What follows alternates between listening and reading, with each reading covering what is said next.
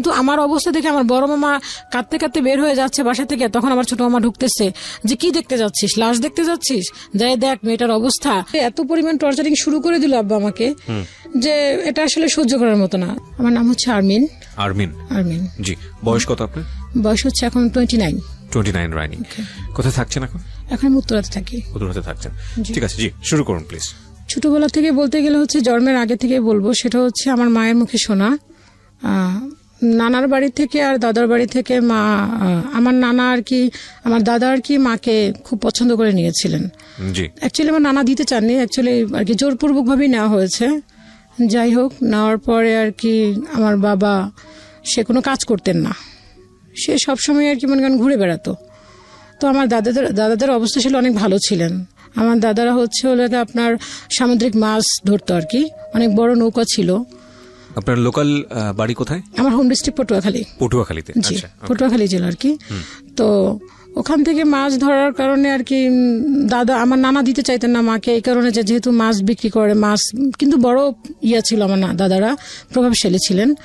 তারপর আর কি আমার পেশা পছন্দ করতো না, পেশাটা পছন্দ করতো না, পেশাটা পছন্দ করতেন না আমার নানা, বাট আমার নানাও গ্রামের ভিতরে অনেক নাম করা ছিলেন। তো তারপরে অ্যাকচুয়ালি আমার মা অনেক সুন্দরী ছিলেন, সেই ক্ষেত্রে আর কি আমার দাদা জোর করবো যেভাবে হোক না কেন নিয়েছে। নেওয়ার পরে দেন বলেছিল যে তখন হচ্ছে আপনার গ্রাম্য একটা ছিল, এই এখন যে অ্যাকচুয়ালি বলে যৌতুক, কিন্তু তখন হচ্ছে আমার নানাকে, আমার মাকে পণ দিয়ে নিবে। তো আমার দাদা মারা যায়, কিন্তু আর পণ টন দেওয়া হয় না। দাদা মারা যায় হচ্ছে আপনার সামুদ্রিক জাল পাততে গেছে, জালি করতে গেছে, তখন ওখান থেকে মারা নিয়ে আসে না আমার মাকে। দেন নিয়ে আসার পরে আমার দাদা মারা যায়। মারা যাওয়ার পর আস্তে আস্তে আমার দাদার বাড়ির ফ্যামিলি আস্তে আস্তে ধ্বংস হওয়ার পথে চলে গেল। দেন গরু ছিল, যা কিছু ছিল, আস্তে আস্তে সবকিছু আর কি মারা যাওয়ার পর্যায়ে চলে গেল। দেন আমার বাবা তখন কোনো কিছু করতেন না, আমার দাদার সাথে যেত, যাওয়ার পরে আর কি ওইটুকুই শুধুমাত্র, কোনো কাজ টাজ কিছুই করতেন না। তো এখন আমার নানা কি করবেন? আমার নানা আমার বাবাকে নিয়ে আসলো, মাকেও নিয়ে আসলো, আমার নানা বাড়িতে থাকলো, খাইলো, সবকিছু ওখানেই করলো। দেন আমার বাবা তারপর ওই সেম, কোনো কাজ করার কথা বললে সে কোনো কাজ করতো না। মানে ততদিনে ঘর জামাই হয়ে গেছে? হ্যাঁ, ঘর জামাই হয়ে গেছে জি। তো দেখা যাচ্ছে যে বিভিন্ন শোতে যেত, বিভিন্ন গান শুনতো, বিভিন্ন যাত্রাপালায় যেত, কোনো কাজ টাজ করতো না। তো আমার নানা একসময় বললো যেভাবে তোমাদের কতদিন বসিয়ে বসিয়ে খাওয়াবো, তোমরা ঢাকায় চলে যাও। তো ঢাকায় চলে আসলো। ঢাকায় চলে আসার পরে বাবা ঠিক মতো কাজ করতেন না। তো মা এক পর্যায়ে দেখা গেল যে ঢাকায় মা নূতন, কিছুই করতে পারবেন না। তো আবার দেন ফেরত বাড়িতে চলে গেল। তখন আমার একটা বোন হলো, বোনের বয়স হচ্ছে তখন ছিল, হওয়ার পরে ওই আমার বোনকেও আমার নানার বাড়ি থেকেই আর কি করতো। তো দাদা বাড়ি থেকে কোনো হেল্প পেতো না। তো আমার মাকে, আমার নানা হচ্ছে বাবাকে সুখী করার জন্য আবার নানা বাড়িতে রাখলেন, অ্যাকচুয়ালি ঘর জামাই বলতে গেলে। তো রাখার পরে দেখা যাচ্ছে যে আব্বুর কোনো ইমপ্রুভ হচ্ছে না। সে শুধু ওই বিভিন্ন ইয়েতে যেত আর কি, বিভিন্ন যাত্রাপালায় যেত, বিভিন্ন নির্বাচন করলে ওখানে যেত আর কি, বিভিন্ন রাজনৈতিকের কাজই করতো। তো অ্যাকচুয়ালি আমার নানা বললো যে না, তোমাদের এভাবে কোনোদিন আমার পক্ষে সম্ভব না, তোমরা আলাদা কিছু একটা করো, না হলে আমার বাড়ি থেকে চলে যাও। ওকে, তখনও আপনি হননি? না, তখন আমি তো অনেক পরে হয়েছে। আচ্ছা, ঠিক আছে। তারপরে এরকম করতে করতে আমার একটা আপু হলো। আপু হওয়ার পরে আমার আব্বু নাকি মোটামুটি চেঞ্জ হলো, তখন মোটামুটি কাজ করতে লাগলেন। দেন আমার আপুটা 2.5 বছরের সময় মারা গেলেন। আমার আপুকে নিয়ে ঢাকায় চলে আসলো। ঢাকায় চলে আসার পর ওখানে কিছু কাজ করলেন। দেন আমার আপুর একটা রোগ হয়েছিল, তো রোগের হওয়ার কারণে উনি 2.5 বছর বেঁচে ছিলেন, দেন মারা গেল। তো আমার আপুটা মারা যাওয়ার পরে আব্বু নাকি খুব শক পেয়েছে যে মেয়েটা মারা গেছে, সেই জন্য। তো তখন থেকে আবার আব্বু আর কি কেমন হয়ে গেল, কাজ করছেন না, ঘুরে ফিরে খাচ্ছেন, ঠিক মতোই করতেছেন না, আম্মুর সাথে খুব খারাপ বিহেভ করছেন। দেন এরকম করতে করতে দেন বড় আপু হলো, আমার আর একটা আপু হলো। আপু হওয়ার পরে আব্বু কিছুটা চেঞ্জ হলো, আবার কিছু কাজ করা শুরু করলেন। তো আব্বু কাজ করতে করতে একসময় দেখা গেল কি, আমার আব্বুর তখন একটা চাহিদা হলো যে ছেলের দরকার তার। তো ছেলে চাওয়ার পরে তখন আমি হলাম আর কি। আমার আপুর গ্যাপিং হচ্ছে 2 বছর, মেবি 2.5 বছর সামথিং। 2 বোনের পরে ছেলে চাওয়ার ক্ষেত্রে আপনি হলেন? হ্যাঁ, 2 বোনের পরে ছেলে চাচ্ছিলেন, দেন তখন আমি হলাম। এবং আমার আপুর গ্যাপের সাথে আমার গ্যাপ হচ্ছে মেবি 2 থেকে 2.5 বছর সামথিং, এর বেশি হবে না, 2 বছরই মেবি বলা যায়। তো আমি হওয়ার পরে তখন হচ্ছে আব্বু আর কি এই চেঞ্জ, পুরোটাই চেঞ্জ। আমি হওয়ার পরে আম্মু শুনেছি আমার কাছে, সেটা হচ্ছে যে আমাকে দেখেও নি আমার বাবা। সে বললো কেন মেয়ে হয়েছে, তার কথা বক্তব্য হচ্ছে মেয়ে হয়েছে কেন, আমার আম্মুকে ঠিক মতো খেতে দেয়নি, ইভেন আমাকে দেখেও নি। তো এটা আর কি আমার আম্মুর মুখে শোনা। তো এই কথা বলার পর আব্বু এরকম করে করার পরে আম্মু আমাকে নিয়ে মেবি 6 মাস ছিলেন ঢাকাতে। 6 মাস থাকার পরে আম্মু আবার আমাকে নিয়ে গ্রামে চলে গেলেন। তো গ্রামে যাওয়ার পরে কিছুদিন বড় আর কি মোটামুটি বড় হয়েছি, তখন আর কি কিছুই জানি না আর কি, চিনি না। দেন মনে আছে এতটুকু যে আম্মু আবার ঢাকায় চলে আসছে, তখন খুবই ছোট আমি। তো ঢাকায় চলে আসার পরে আব্বু তখন আর কি কনস্ট্রাকশনের কাজ করতেন। জি। তো এরকম করে আর কি তখন আমরা মোটামুটি তখনই পরপর 2টা ভাই হলো। ও 3 বোনের পরে পরপর 2 ভাই। 2 ভাই, হ্যাঁ। 2 ভাই হওয়ার পরে আব্বু চেঞ্জ, যে 2টা ছেলে হয়েছে, তার খুব খুশি। বাট তখন আর কি আমাদেরকে মোটামুটি দেখছেন। কিন্তু আব্বুর যে একটা টর্চারিং এর ব্যাপারটা, যে আমার মাকে যে টর্চারিং করাটা, এটা তার বন্ধই হয়নি। গায়ে হাত তোলা তো কন্টিনিউ সে গায়ে হাত তুলতো। তো যখন গ্রাম থেকে সে আম্মু অনেক ঋণ হয়ে আসছে ঢাকাতে, যে আম্মু আর এখন পারছে না, যে আমরা 4টা ভাই বোন গ্রামের থেকে খাওয়া পড়া, আব্বু ঠিক মতো খরচ দিত না। নানা বাড়ি তখন নানা অলরেডি মারা যায়নি, সরি, নানা তখন অসুস্থ, নানা হেল্প করতে পারছেন না। তো কি করবে, ঢাকায় চলে আসলাম। ঢাকায় চলে আসার পরে তখন আমি খুবই ছোট, ভাই বোনরা, আমার ছোট ভাইটা, সব থেকে যে ছোট ভাইটা, সে তখন মেবি 6 মাস কি 8 মাস এরকম হবে, আমি সামথিং মনে নেই। কিন্তু এতটুকু মনে আছে যে আমরা 4টা ভাই বোন খুব ছোট ছোট আর কি, গ্যাপ ছিল না বেশি একটা, ওই 2 বছর 2.5 বছর এরকম গ্যাপ ছিল। তো আব্বু একটা অসুস্থ হলেন, টিবি রোগ হলেন। টিবি রোগ হওয়ার পরে আম্মু আর কি এমন ভাবে মানুষের কাছে আর কি কাজ করতো। আম্মু পিছনে অনেক কষ্ট করছে, অনেক, আমাদের জন্য প্রচুর পরিমাণ কষ্ট করতেন। তো সেগুলি আমি জানতাম না আর কি, আম্মু বলেছেন যে তোমাদেরকে নিয়ে অনেক কষ্ট করেছি আমি। তো যখন আমরা আর কি ওই ছোট ছোট নিয়ে আসছে যখন আমাদেরকে, আব্বু যখন কাজ করতে পারতেন, আব্বুর একটা টিভি রোগ হলেন। তো হওয়ার পরে আব্বুকে নিয়ে বিভিন্ন হসপিটালে চলে গেল। তো আম্মু ঢাকা মেডিকেল নিয়ে আসলো আব্বুকে। নিয়ে আসার পরে ওখান থেকে বললো যে আপনি এখানে ভর্তি করেন, এখানে ভর্তি করলে দেন ট্রিটমেন্ট হবে। তো আম্মু তখন দেখলো যে মেডিকেলে সাধারণত ঢাকা মেডিকেলে ফ্লোরে শুয়ে থাকে, কেউ দেখে না, বিভিন্ন রোগী চিৎকার করছে। তো সেইটা দেখে আম্মুর খুব কষ্ট লাগলো, যে না, এভাবে আমি ফেলে রেখে গেলে বাঁচবে না, দেন মারা যাবে। তো এরকম করে আম্মু তখন আব্বুকে নিয়ে আসলো, বাসায় নিয়ে আসলো। নিয়ে আসার পর এখন আম্মু চিন্তা করছে কি করবে। তখন তো আমাদের এরকম বড় কেউ নাই, আমার মামা যে সে ছোট, আরেক মামা আছে, সেও ওরকম কোনো কিছুই করতে পারছেন না, নানা অসুস্থ। তো কি করবে। তো আম্মুর এক খালাতো বোন ছিল আর কি, ওই যে বাড়িতে আমরা ভাড়া নিয়েছিলাম ওখানেই ছিলেন। তো উনি বললো যে কি করবি এখন তুই। তো আম্মু বলে দেখি এখানে কি করা যায়। তাহলে ওখানে আমরা যে এলাকাতে ছিলাম ওখানে একটা ডক্টর ছিলেন। তো ওনাকে আম্মু আর কি মামা বলে ডাকতেন। ওই ডক্টরটা অনেক ভালো ছিলেন। তো আম্মু ওনার পাটা ধরলো, বললো যে আপনি আমার বাবার মতো, আপনি যদি আমাকে আমার হাজবেন্ডকে ট্রিটমেন্ট করান দেন তাহলে বাঁচবে, না হলে নাই। ধরেন আপনার মেয়ের জন্য আপনি একটা কিছু করছেন। হ্যাঁ। তো আম্মু এরকম করে বলার পরে তো বললো যে ঠিক আছে, আমি দেখি কি করা যায়।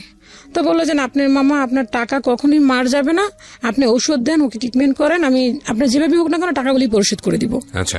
তো আম্মু ওই নানাটা তাই করলেন। তো এরকম করে সে ট্রিটমেন্ট করলেন। তো করার পরে উনি অনেকদিন যাবত লাগিয়ে আমার মনে আছে যে ট্রিটমেন্ট করাইছে। তো এমনি দেন এর ভিতরে রোজা চলে আসলো। তো রোজার ভিতরে আব্বু মোটামুটি সুস্থ আর কি, এক পর্যায়ে মোটামুটি কি ভালোই সুস্থ, উঠতে পারছে, হাঁটতে পারতেছে, খেতে পারছে। ঠিক তখনই ঈদের আগের দিন, আমার এইটুকু মনে আছে স্পষ্ট যে ঈদের আগের দিন, তখন আমরা স্কুলে ভর্তি হইনি, মেবি তখন আমার 4 থেকে 5 বছর বয়স হবে মেবি। ঈদের আগের দিন সবাই ড্রেস কিনে, আমাদের কোনো ড্রেস হচ্ছে না। আমরা শুধু সেফ দেখছি যে সবাই ড্রেস পরছে, আমরা তাকিয়ে তাকিয়ে দেখছি। দেন আমাদের ছোটবেলা থেকে একটা কথা ছিল যে তোমরা কারো দুয়ারে যাবা না, কারো কাছে ঘিরবা না, কেউ যদি কোনো কিছু খায় তোমরা দেন তাদের কাছে গিয়েও সামনে দাঁড়াবা না। তো ওই জিনিসটা আমরা ফলো করতাম সবসময়, ছোট থেকে মাথায় জিনিসটা কাজ করতো। তো দেখতাম যে সবাই নতুন ড্রেস পরে, আমরা কোনো কিছু বলতে পারতাম না, কারণ চোখে দেখছি যে বাবা অসুস্থ। তো আম্মু যে কাজগুলি করতেন, তো ওখান থেকে এক আঙ্কেল ছিলেন, ওই আঙ্কেলটা নাকি এয়ারপোর্টে জব করতেন। তো ওই আঙ্কেলটা আম্মুকে অনেক হেল্প করতো, টুকটাক কিছু জিনিসপত্র দিলে, টাকা দিলে আম্মু ওইটা দিয়ে ঘরে কিছু কিনতো, দেন আব্বুকে চিকিৎসা করাতেন।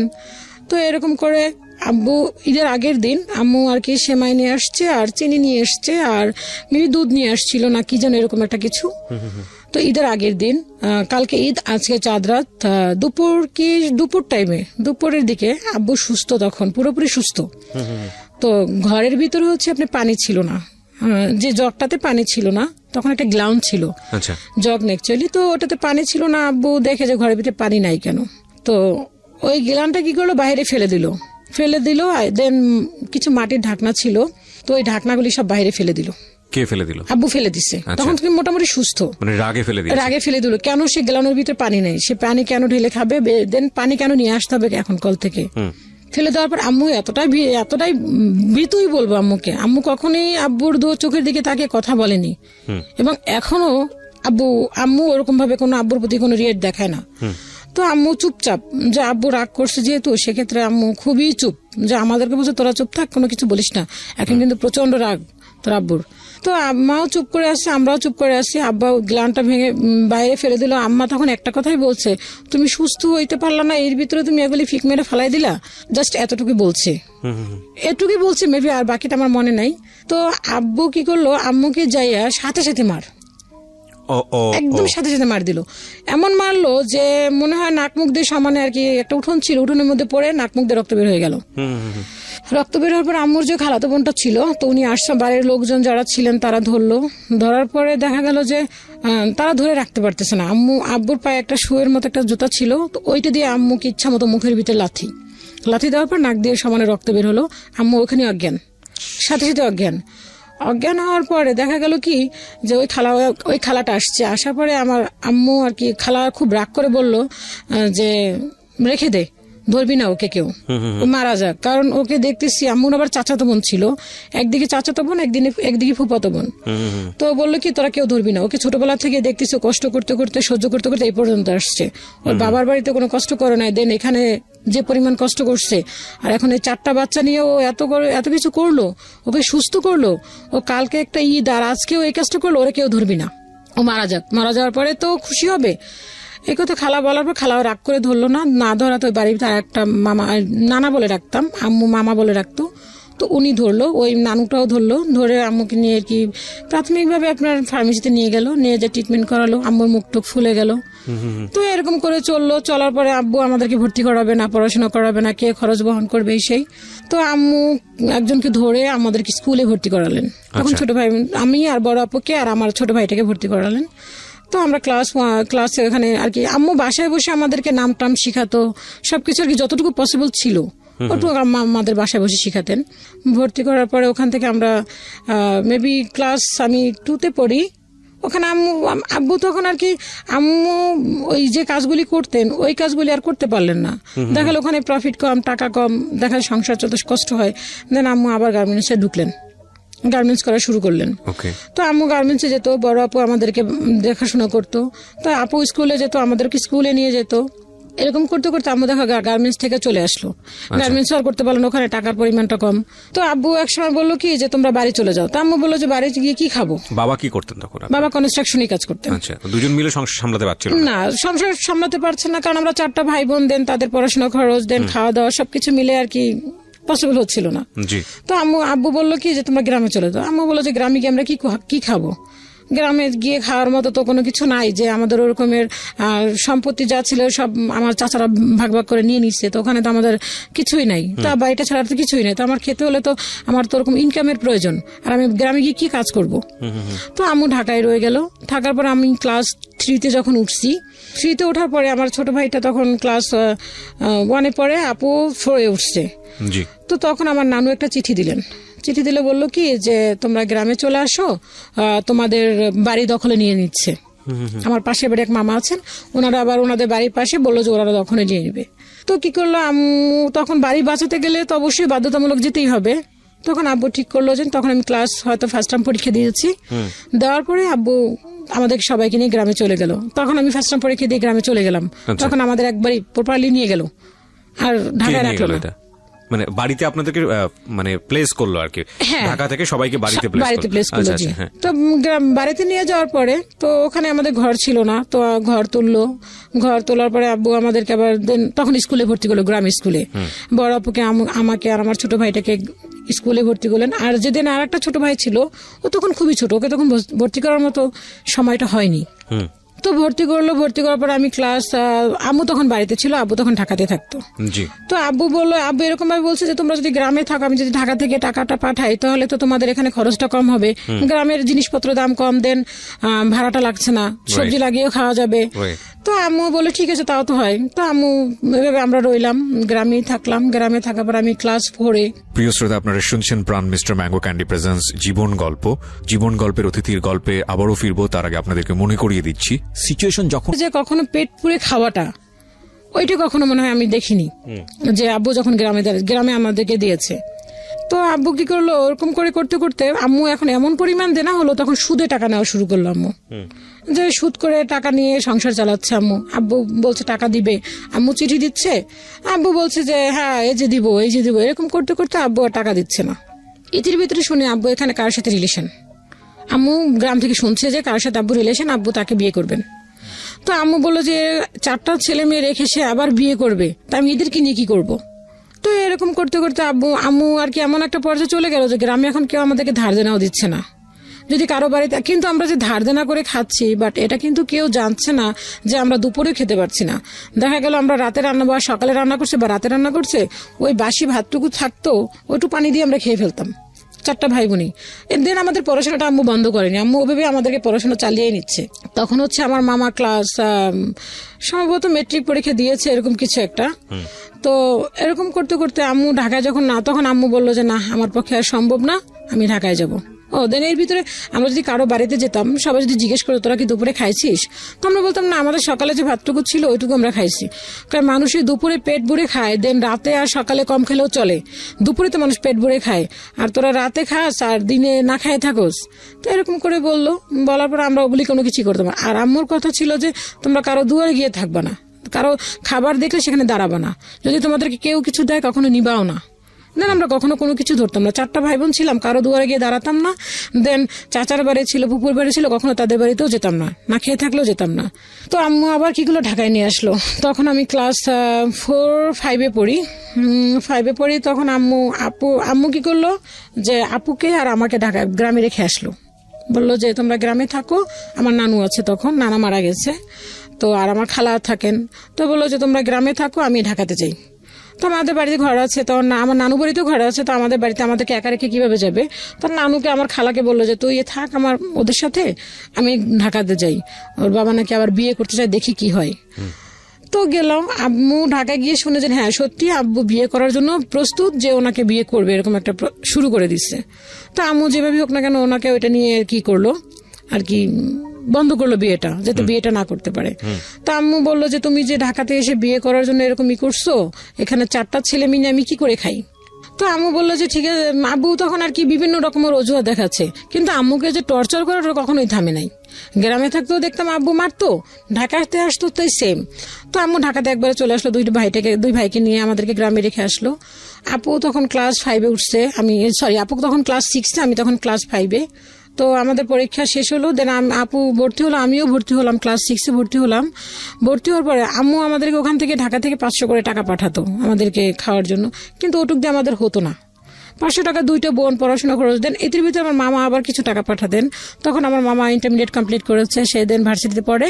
তখন সে টিউশনি যে করতো, ওই টাকাগুলি সবটুকুই আমাদেরকে আর কি যতটুকু পসিবল ছিল অতটুকুই পাঠাতো।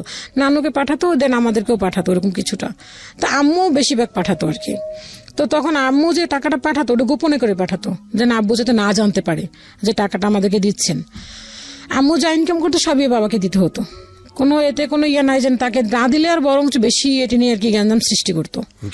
তো এরকম করতে করতে লাস্ট মোমেন্টে দেখা গেল যে আব্বু বিয়ে আর করতে পারলো না। আব্বু কি করলো, দেখা গেল যে ওইটা নিয়ে আম্মুকে নিয়ে বিভিন্ন রকমের টর্চার শুরু করলো, যে সে বিয়ে করবে, সে এরকম বিভিন্ন রকম দেখালো। তো আম্মু যেভাবে আপনাকে এক পর্যায়ে বিয়েটা থামানোর পরে আম্মু এখন ঢাকাতে কি করবে, কিছু করার তো নাই। তো একটা নানু ছিলেন আর কি, তো নানুটা মারা গেছে, নানুটা অনেক ভালো ছিলেন, আম্মুকে নিজের মেয়ের মতো দেখতেন। তো ওই নানুটা ওই মামাকে বলতো, ওনার ফ্যামিলিটা অনেক হাই লেভেল, বর্তমানে ওনারা আমেরিকাতে আছেন। তো ওই নানুটা ওই মামাকে বললেন যে তুই ওকে কষ্ট দিস না, ওকে তুই হেল্প করিস। তো ওই মামাটা আর কি, ওই মামাদের বাসায় আম্মু হেল্পিং এরই করতো, করার পরে দেন ওই মামাটা আর কি আম্মুকে যথেষ্ট পরিমাণ হেল্প করতো। তো ওই মামিটা ছিল একটা ইংলিশ মিডিয়ামের প্রিন্সিপাল। তো আম্মুকে বললো কি যে তুমি একটা কাজ করো, তুমি এখানে তোমার সার্টিফিকেটগুলি দিয়ে তুমি এখানে ঢুকতে পারো। তো আম্মু বললো যে হ্যাঁ তাও তো হয়, কিন্তু আব্বু তা দিল না। তো আম্মু এরকম করে টুকটাক কাজ করতে লাগলো, কিন্তু ওগুলি দিয়ে আমাদের আর হচ্ছে না। আমাদের পড়াশোনাও হচ্ছে না, দেন আমাদের খাওয়া খরচও হচ্ছে না, কিছুই হচ্ছে না। দেখা যায় সারাক্ষণই আব্বু ওই মারধরেই চালাচ্ছে, কোনো না কোনো একটা ক্লু পেলেই শুরু করে দিচ্ছে। তো এরকম করে যখন 6 হলো তখন আম্মু বললো কি আমার পক্ষে আর সম্ভব না, আমি আর টাকা পয়সা দিতে পারবো না তোমাদেরকে, তোমরা ঢাকায় চলে আসো। আপু তখন ক্লাস 7-এ, আমি দেন ক্লাস 6ও কমপ্লিট করছি, আমি 7 উঠছি। তখন আম্মু বলে ঢাকা চলে আসো। তো ঢাকায় চলে আসলাম। ঢাকায় চলে আসার পরে তো বাসায় এসে দেখি আব্বু ওই আম্মুকে কিছু না কিছু দিয়ে আর কি শুরুই করে সারাক্ষণ। তা আম্মু যথেষ্ট পরিমাণ পারে যে চুপ থাকার জন্য। তো দেখা গেল যে এরকম একটা পর্যায়ে গেল, ঘরের ভিতরে যে টিভি দেখবো আমরা, আব্বু টিভি দেখছে, দেখার পর ফ্ল্যাগটা খুলে রাখছে, এবং দেন সে কিভাবে খুলে রাখছে ওইটাও আব্বু ফলো করতো, যে সে যেভাবে রেখে গেছে ওইটা ওইভাবে আছে কিনা। আমরা এরকমটাও তা ধরতে পারতাম না, এরকম একটা ব্যাপার। দেখা যায় আমরা ঘুমিয়ে আছি, ভোর 5টা বাজে ফ্যান অফ করে দিচ্ছে। ভোর 5টার পরে ফ্যান ছাড়া যাবে না, যতই গরম থাকুক না কেন ফ্যান ছাড়া যাবে না। তো এরকম করে এক পর্যায়ে আমাদেরকে ঢাকায় নিয়ে আসলো, পড়াশোনা করার বন্ধ করে দিল। তখন আমাকে বললো যে পড়াশোনা করানো যাবে না, পড়াশোনা করতে পারবা না, কি করবা, কিছু একটা করো। কোন ক্লাসে থাকতে এটা? তখন ক্লাস 7-এ আমি। ক্লাস 7? হ্যাঁ। তখন বললো যে তোমার পড়াশোনা করা চলবে না। তখন আপু বললো যে না, আমি পড়াশোনা করব। তো আমি ছোটবেলা থেকে একটু বাউন্ডুলের ছিলাম, মানে গেমে বিভিন্ন গাছে উঠতাম, বিভিন্ন দুষ্টামি করতাম, পড়াশোনার ভিতরে ওরকম একটা আগ্রহ তেমন একটা আমার ছিল না। তো যখন আব্বু পড়াশোনা বন্ধ করে দেওয়ার কথা বলো, তখন আমার মনে একটা ইয়ে হলো যে না, আপু গ্রামে চলে যাবে পড়াশোনা করে, যে না আমিও পড়াশোনা করবো। তখন আম্মু বললো যে তোমাদেরকে আমি পড়াশোনা করাতে পারবো না বাবা, কারণ আমার পক্ষে সম্ভব না, আমি তোমার 2 ভাইকে পড়াশোনা করাবো না, তোমাকে পড়াশোনা করাবো। তা আমাদেরকে পড়াশোনা অ্যাকচুয়ালি বন্ধ করে দিল। তখন আপু বললো যে না, আমি পড়াশোনা করব, আমি পড়াশোনাটা বন্ধ করব না। তো আপু পড়াশোনার জন্য আবার সে নানা বাড়িতে চলে গেল। নানা বাড়িতে চলে যাওয়ার পরে মামা যা দিচ্ছেন, মা টুকটাক পাঠাচ্ছেন, সেটা দিয়ে পড়াশোনা শুরু করলো। দেন আমার পড়াশোনা আর হলো না। আমাকে কি করলো বাবা, বললো কি যে তুমি একটা কাজ করো, তুমি গার্মেন্টসে যাও, তুমি গার্মেন্টস করো বিভিন্ন লোকের সাথে। তখন হয়তো আবার মেবি ধরেন ক্লাস 7 উঠছি, তখন আর বয়সটা কতটুকু বা হবে। তখন বলে গার্মেন্টসে যাও তুমি। ক্লাস 7-এ পড়া অবস্থায় গার্মেন্টসে যাওয়ার কথা বললেন? হ্যাঁ, তখন বলছে গার্মেন্টসে করো তুমি, গার্মেন্টসে কাজ করো তুমি, কারণ আমাকে টাকা দিতে হবে, দেন আমি তোমাদেরকে বসিয়ে বসিয়ে খাওয়াতে পারবো না। তো গার্মেন্টসে দেওয়ার কথা বললো। তো আমার মামা সে বললো কি যে না, গার্মেন্টসে গেলে দেখা যায় একটা গার্মেন্টস যে খারাপ তা বলবো না, গার্মেন্টসে গেলে দেখা গেল একটা যে প্রপোজাল আসলো, মেয়েকে কি করে, মেয়ে গার্মেন্টসের কাজ করে, তখন একটা ভালো যে আমি একটু ওদেরকে বিয়ে দিবেন আপনি, তাও তো পারবেন না। আমার মামা এই কথাটা বললো। আমি এত কথা বুঝি না, আমাকে টাকা দিতে হবে এটা আমি জানি, ইনকাম করে টাকা দিতে হবে, কি করবো সেটা তোমাদের ব্যাপার। তো এটা বলার পরে আমি বললাম যে না, আমি মামাকে বললাম যে না মামা, আমি গার্মেন্টসে করবো না। মামা বললো যে না, এখন মামা বললো যে কি করবে তাহলে। আর আমি বললাম যে মামা বললো, আমি বললাম মামা পড়াশোনা করতে চাই। তখন ওই যে মামাটা যে নানুটা আমার মামাকে বলছিল যে ওকে কষ্ট দিস না। তো ওই মামার কাছে গেল, ওই মামার কাছে যাওয়ার পরে বললো যে ভাইয়া, ওদেরকে তো গার্মেন্টসে দিতে চাও বাবা, তো কি করা যায়। তো মিরপুরে একটা টেকনিক্যাল স্কুল আছে, ইসোইব স্কুল। তো ওখানে ক্লাস 8 পর্যন্ত পড়াশোনা করার পরে দিন ওদের ওখানে কাজ শেখানোর জন্য টেকনিক্যালি কিছু কাজ শেখায়। তো ওইখানে নিয়ে গেল আমাদেরকে। তো বললো যে তোমরা তো গ্রাম থেকে 8 পর্যন্ত বলতে গেলে তোমাদেরকে, তো তোমরা ওখানে তো কাজ শিখতে পারবা, ওখানে বিভিন্ন একটা হয়তো বা টিভি, কোনো ফ্রিজ, কোনো এসি, এই টাইপের কাজ শিখলে তোমরা দেন কিছু একটা করতে পারবা। তো ওখানে আমাদের নিয়ে গেল, নিয়ে যাওয়ার পর ওখানে বললো কি যে না, ওদের স্কুলে যদি 8 পর্যন্ত পড়া হয় দেন তাহলে এই কাজগুলি শিখতে পারবো। ওকে। তো উনি কি করলো, মামা যেহেতু ওরকম ছিলেন, ওনার ফ্রেন্ড ছিল, তো উনি কি করলো গার্মেন্টস লেভেলে আমাদেরকে কাজ শিখালেন 6 মাস যাবত। তো আমার তো মাথায় ছিল যে আমি গার্মেন্টস কাজ করবো না, বড় আপুও করবে না। তো বড় আপু চলে গেল, আমিও গার্মেন্টসে কাজ ওইখানে শিখলাম। শেখার পর ওখানে যে একটা আইডি কার্ড ছিলাম ছিঁড়ে ফেললাম, ওদের একটা সার্টিফিকেট দিল, ছিঁড়ে ফেললাম। আমি তো গার্মেন্টসের কাজ করবো না, তাহলে কেন আমি সার্টিফিকেট, আর কেন বা আমার আইডি কার্ড। তো সবাই বলো তুই সার্টিফিকেটটা রাখতি, যদি কোনো সময় করতাম, কেন আমি করবো না। তো আমি ছিঁড়ে ফেললাম, কোনো ডকুমেন্টসই আমার কাছে রাখলাম না। তা আব্বু বকা দিল, তোমাদেরকে আমার পক্ষে সম্ভব না যে বসিয়ে বসিয়ে খাবো, এখন কি করবো, ঘর থেকে বের হয়ে যাও। বাবা বললো এটা বাবাই বললো। তো মাকে কি করলো, মাকে সে দেখলো যে দেখা গেল যে ঘর থেকে বের করে দিচ্ছে, মা ঘর থেকে বের হচ্ছে, ঘর ছেড়ে দিচ্ছে, ফার্নিচার বাইরে বের করে দিচ্ছে, এরকম করে সে করতে লাগলো। দেন আমাকে কি করলো, বললো যে তুমি কি করবে এখন। তা আমি বললাম কি করবো, আমি তো পড়তে চাই। পড়াশোনা তো কখনোই সম্ভব না, তুমি টাকা আনো, কিভাবে টাকা আনবে সেটা তুমি জানো, কাজ করতে হবে। বাকি ভাই বোনদেরকে একই কথা বলছিল নাকি শুধু আপনাকে? না, আমাকে। আপু তো গ্রামে চলে গেছে। আচ্ছা, আপু তো গ্রামে চলে গেছে, ছোট 2 ভাই মাত্র পড়াশোনা পড়ে, ওরা মানে ক্লাস তখন 2-3 এরকম মেবি পড়ে। এই কথা বলার পরে বাড়ির ভিতরে কিছু লোক ছিল, কারণ আমরা যেখানে ছিলাম ওখানে আসলে পরিবেশটা অতটা ভালো ছিল না। ওখানে ম্যাক্সিমাম কি সবই ছিল গার্মেন্টসে কাজ করতো, ছোট ছোট মেয়েরা দেখতাম গার্মেন্টসে কাজ করতো। আব্বু ওদেরকে দেখে বেশি আর উৎসাহী হতো যে ওরা কাজ করতে পারতেছে, তুমি কেন করতে পারবে না। আব্বু দেন এরকম কিছু লোকের সাথে কথাও বলতো যে ওকে গার্মেন্টসে নিয়ে যাও। তা আমার মেন কথা হচ্ছে আমি গার্মেন্টসে কাজ করবো না, আমাকে পড়াশোনা করাও নয়তো আমি অন্য কোনো কিছু করবো। তখন দেখলাম কি করলাম, কিছু মহিলাদের সাথে আমি বাসায় যে কাজ করে মহিলারা ওদের কাছে গেলাম যে খালা আমি কাজ করবো। কই তুই তো ছোট মানুষ, তুই কিসের কাজ করবি? মানে বাসায় কাজের বুয়ার কাজ। হ্যাঁ, বাসায় কাজের বুয়ার কাজ। তো আমি বললাম যে খালা আমি করবো, কারণ আব্বা যেভাবে করতেছে এভাবে তো আসলে সম্ভব না।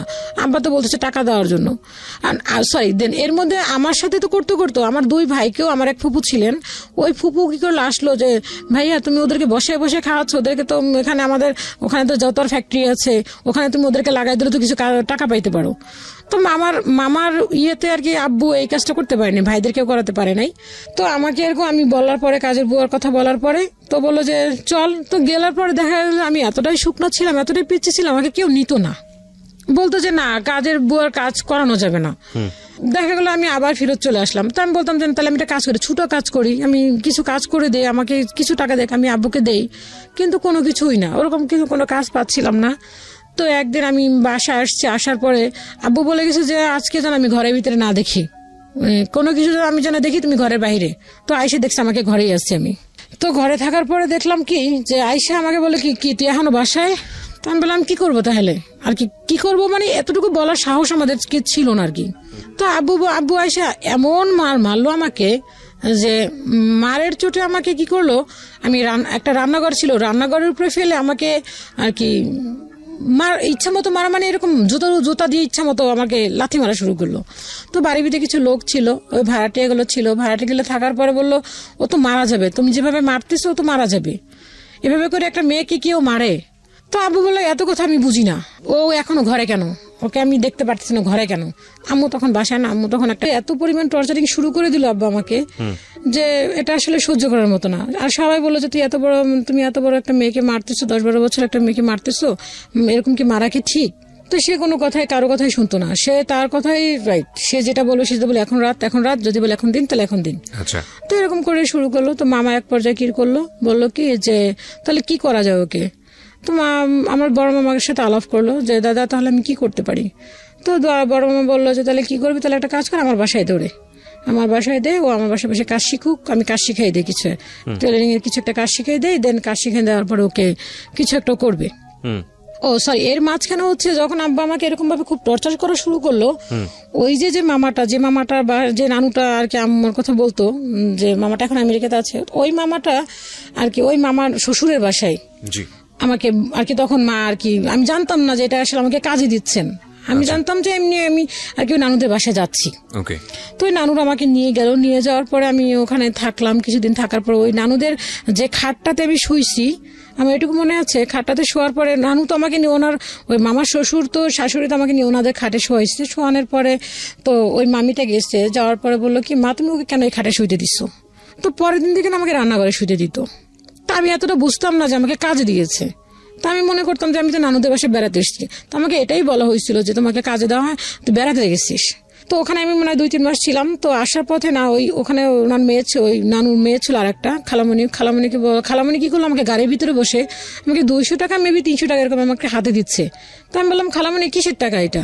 কয় এটি তোমাকে এমনি দিলাম। আমি না খালাম, আমি টাকা নিবো কেন, আমি তো আপনাদের বসে বেড়াতে আসছি, আপনাকে টাকা দিচ্ছেন কেন? কয় না এটি তোমাকে এমনি দিলাম। তো আমি অতটা মনে করিনি, এখন মনে করছি যে না, তখন আমি কাজ করতে নিয়েছিল আমাকে। তো আমি গেলাম ওখান থেকে, তো আসলাম, আসার কিছুদিন পরে তখন আব্বা তো আবার এরকম টর্চার শুরু করলো। তখন বড় মামা বললো যে তাহলে আমার বাসায় দে, কিছু কাজ শিখাই দে, কাজ শিখাই দেওয়ার পরে তো কিছু একটা করতে পারবে। আচ্ছা। তো বড় মামার বাসায় গেলাম। আম্মা তখন ওই রাত্রে আমাকে বড় মামা আসলো, আসার পরে বড় মামা তখন আমাকে কাজ শিখাতে আর কি নিয়ে গেল ওনাদের বাসায়। নিয়ে যাওয়ার পরে তখন দেখলাম মামির মুভমেন্ট এরকম ছিল যে ওরা আসলে দেখে, মামা তো বোন ছিল একটা, আর মামি ছিল ওখানে, ওদের আর বাচ্চা ছিল না। তো মামি যাওয়ার পরে দেখলাম কি আমাকে দেখে না মনে হচ্ছিল যে কেমন যেন একটা বিহেভ করা শুরু করলো। মামির বিহেভটা এরকম যে তাদের ঘরে বিস্কিট ছিল, যাই সামথিং এরকম কোনো কিছু দেখা গেল যে রোজ দুধ করতো, সেগুলি সবকিছু বন্ধ করে দিল। মানে দুধের রোজগার, দুধ মানে কি যে রোজ দুধ করতো আর কি, দুধ খাওয়ার জন্য প্রতিনিয়ত যে দুধটা খেতো সেটা বন্ধ করে দিল। হ্যাঁ, বিস্কিট টিস্কিট এগুলো ছিল, তো ওগুলি আর কেনাকাটা কিছু করতেছে না মামা। মামা কি তখন মামির কাছে সবকিছু ছিল। এই ছোট ছোট বিষয়গুলো এগুলো খুব সেন্সিটিভ, কিন্তু এগুলো আসলে হ্যাঁ, হয়তো তখন তো বলার আমার- মতো কিছু না, কিন্তু অন্তরে কিন্তু অনেক বড় আঘাত হ্যাঁ লাগে। তখন না আসলে কি তখন না দেখা গেল কি ওই তখন তো আমি ছোট মানুষ, আমি তো অতটা বড় না, আর আমি অতটা বুঝিও না। আমার তো মনে হচ্ছে যে মামি এগুলো কেন বন্ধ করে দিল, আমিও তো ছোট। তো এরকম করে মামি বন্ধ করে দিল, দেওয়ার পর আমার কাছে মনে মনে খুব কষ্ট লাগলো, বাট কিছু বলতে পারছিলাম না, কারণ যেহেতু বাবা তো যেহেতু টর্চার করছে সেক্ষেত্রে তো আমার কিছু করণীয় নাই। তো আমার কথা হচ্ছে আমার কাজ শিখতে হবে। তো ওখানে একটা আন্টির বাসায় কাজে লাগাই, কাজ শেখার জন্য দিলেন। তো ওখানে টাকাটা দিয়ে মামা, আমার ছোট মামা দিল টাকা শেখার টাকাটা ছোট মামা দিল। দেন মামার বাসায় থাকা খাওয়া করলাম। তো ওখানে যাওয়ার পরেও যে আন্টিটার কাছে কাজ শিখলাম, ও আন্টিটা খুবই ভালো ছিল এবং তার শ্বশুরটা এত ভালো ছিল যে আমি যখন প্রাথমিকভাবে ওনাদের বাসায় যাই কাজ শেখার জন্য, তো ফার্স্ট টাইম বললাম যে আমার খাতা আনি নেই, পেন্সিল রাবার কিছুই আনিনি। তো উনি মনে করলো কি যে আমি এত দূর যাবো, আবার আমার যে মামার বাসা আছে ওনার বাসার নিচে সেটা আর কি চিন্তা করলো না। উনি মনে করলো হয়তো আমার বাসা ফার্ম গেট বা এরকম কোনো কিছু একটা ইয়েতে। এগুলি বলার পরে তো নানা বললো কি যে, ওনাকে নানা বলে ডাকতাম, বললাম যে না না না না আমার বাসা তো নিচে, আমি মামির বাসা থেকে এসেছি। তো তখন আর কি আমি না মামার বাসা থেকে কাগজ কলম নিয়ে কাজটা শেখা শুরু করলাম। আর ওই আন্টিকে সব থেকে ছোট ছিলাম আমি, আচ্ছা সব থেকে ছোট কাজ শিখছিলাম, আর ওরা আমাকে যথেষ্ট পরিমাণে আদর করতো। আচ্ছা তো এরকম একটা কাজ শিখতে শিখতে তখন আর কি একটা পর্যায়ে আসলো, মামি এরকম দেখা গেল যে সাবান নিয়ে হিসাব করতো, খাবার নিয়ে। তো মামা কিছুই বলতো না আর কি। মামা কি করলো, মামার কাছে এরকম টাকা পয়সা ছিল, প্রচুর পরিমাণ টাকা ছিল। দেখা গেল এরকমও হতো যে 50,000 টাকার ভান্ডিলও মামির কাছে এনে দিয়ে দিত। মামি এরকম ব্যবহার করা শুরু করলো। তো মামি দেখলাম কি যে কোনো কিছু খাবার বলেন বা কোনো কিছু বলেন, ওইগুলি নিয়েই সে করা শুরু করলো। তো আমার ঘুমাতে দিত, আমি এগুলো আসলে বলতে চাচ্ছিলাম, তারপর আসলে কষ্টের কারণে চলে আসে। দেখা গেল যে মামিদের ঘরের যে মশারিটা দেখা যাচ্ছে একটা কাজের মেয়ের যেরকমের একটা জিনিস থাকে ওরকম করে আসলে দিত, যে মশারিটা ছিঁড়া, অনেক মশা ঢুকতো, ওই মশারিতে আমাকে ঘুমাতে দিত। যে আমি যে তার ভাগ্নি ওরকম কখনো সে কি করতো না। তো দেখা গেল একসময় এরকম আমি কাপড় চোপড় ধুইতে যাবো, কাপড় চোপড় ধুবো, বাট আমার নিজের কাপড়টা, দেন মামির কিছু কাপড় দিল। তো ওদের বাড়িতে ছিল টিউবওয়েল।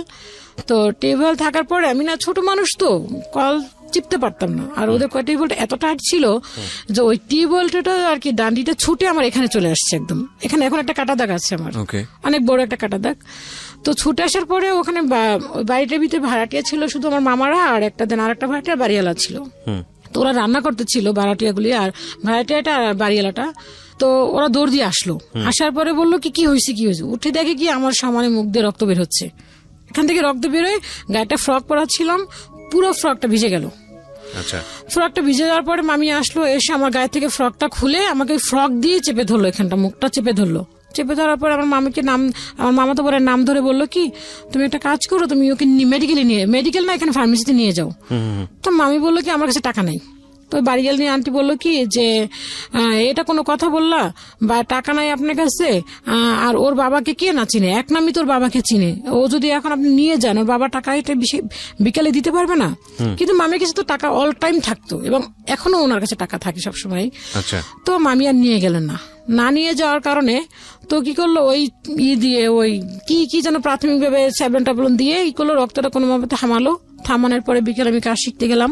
আমাকে তখন কোনো ডাক্তারের ট্রিটমেন্ট বা কোনো একটা ট্যাবলেট বা কোনো কিছুই দিল না। তো বিকেলে আমি কাজ শিখতে গেলাম, কাজ শিখতে যাওয়ার পর ওইখানে ওই আন্টিটা আমাকে বললো কি ব্যাপার তোমার এখানে কি হয়েছে, মুখটুক পুরো ফুলে গেল। তো বললো আমি কলের সাথে বাড়ি খেয়ে আন্টি মাথা কেটে গেছে, ডাক্তার দেখাইছে। আমি কি না আন্টি আমি ইঞ্জেকশনের খুব ভয় পাই, এগুলি দিতে পারবো না। তাহলে তো তোমার পরবর্তীতে সমস্যা হবে। আমি কি সমস্যা হবে না, এটা কিচ্ছু হবে না, ঠিক হয়ে যাবে। তো আন্টি বললো চলো আমি তোমাকে ডাক্তার দেখাই নিয়ে আসি। তো আমি বললাম না ডাক্তার দেখাবো, কারণ আমি যদি ওখানে বলতে যাই তাহলে আমার মামা ছোট হয়ে যাচ্ছে, আমি কেন ওখানে এটা বলতে যাবো।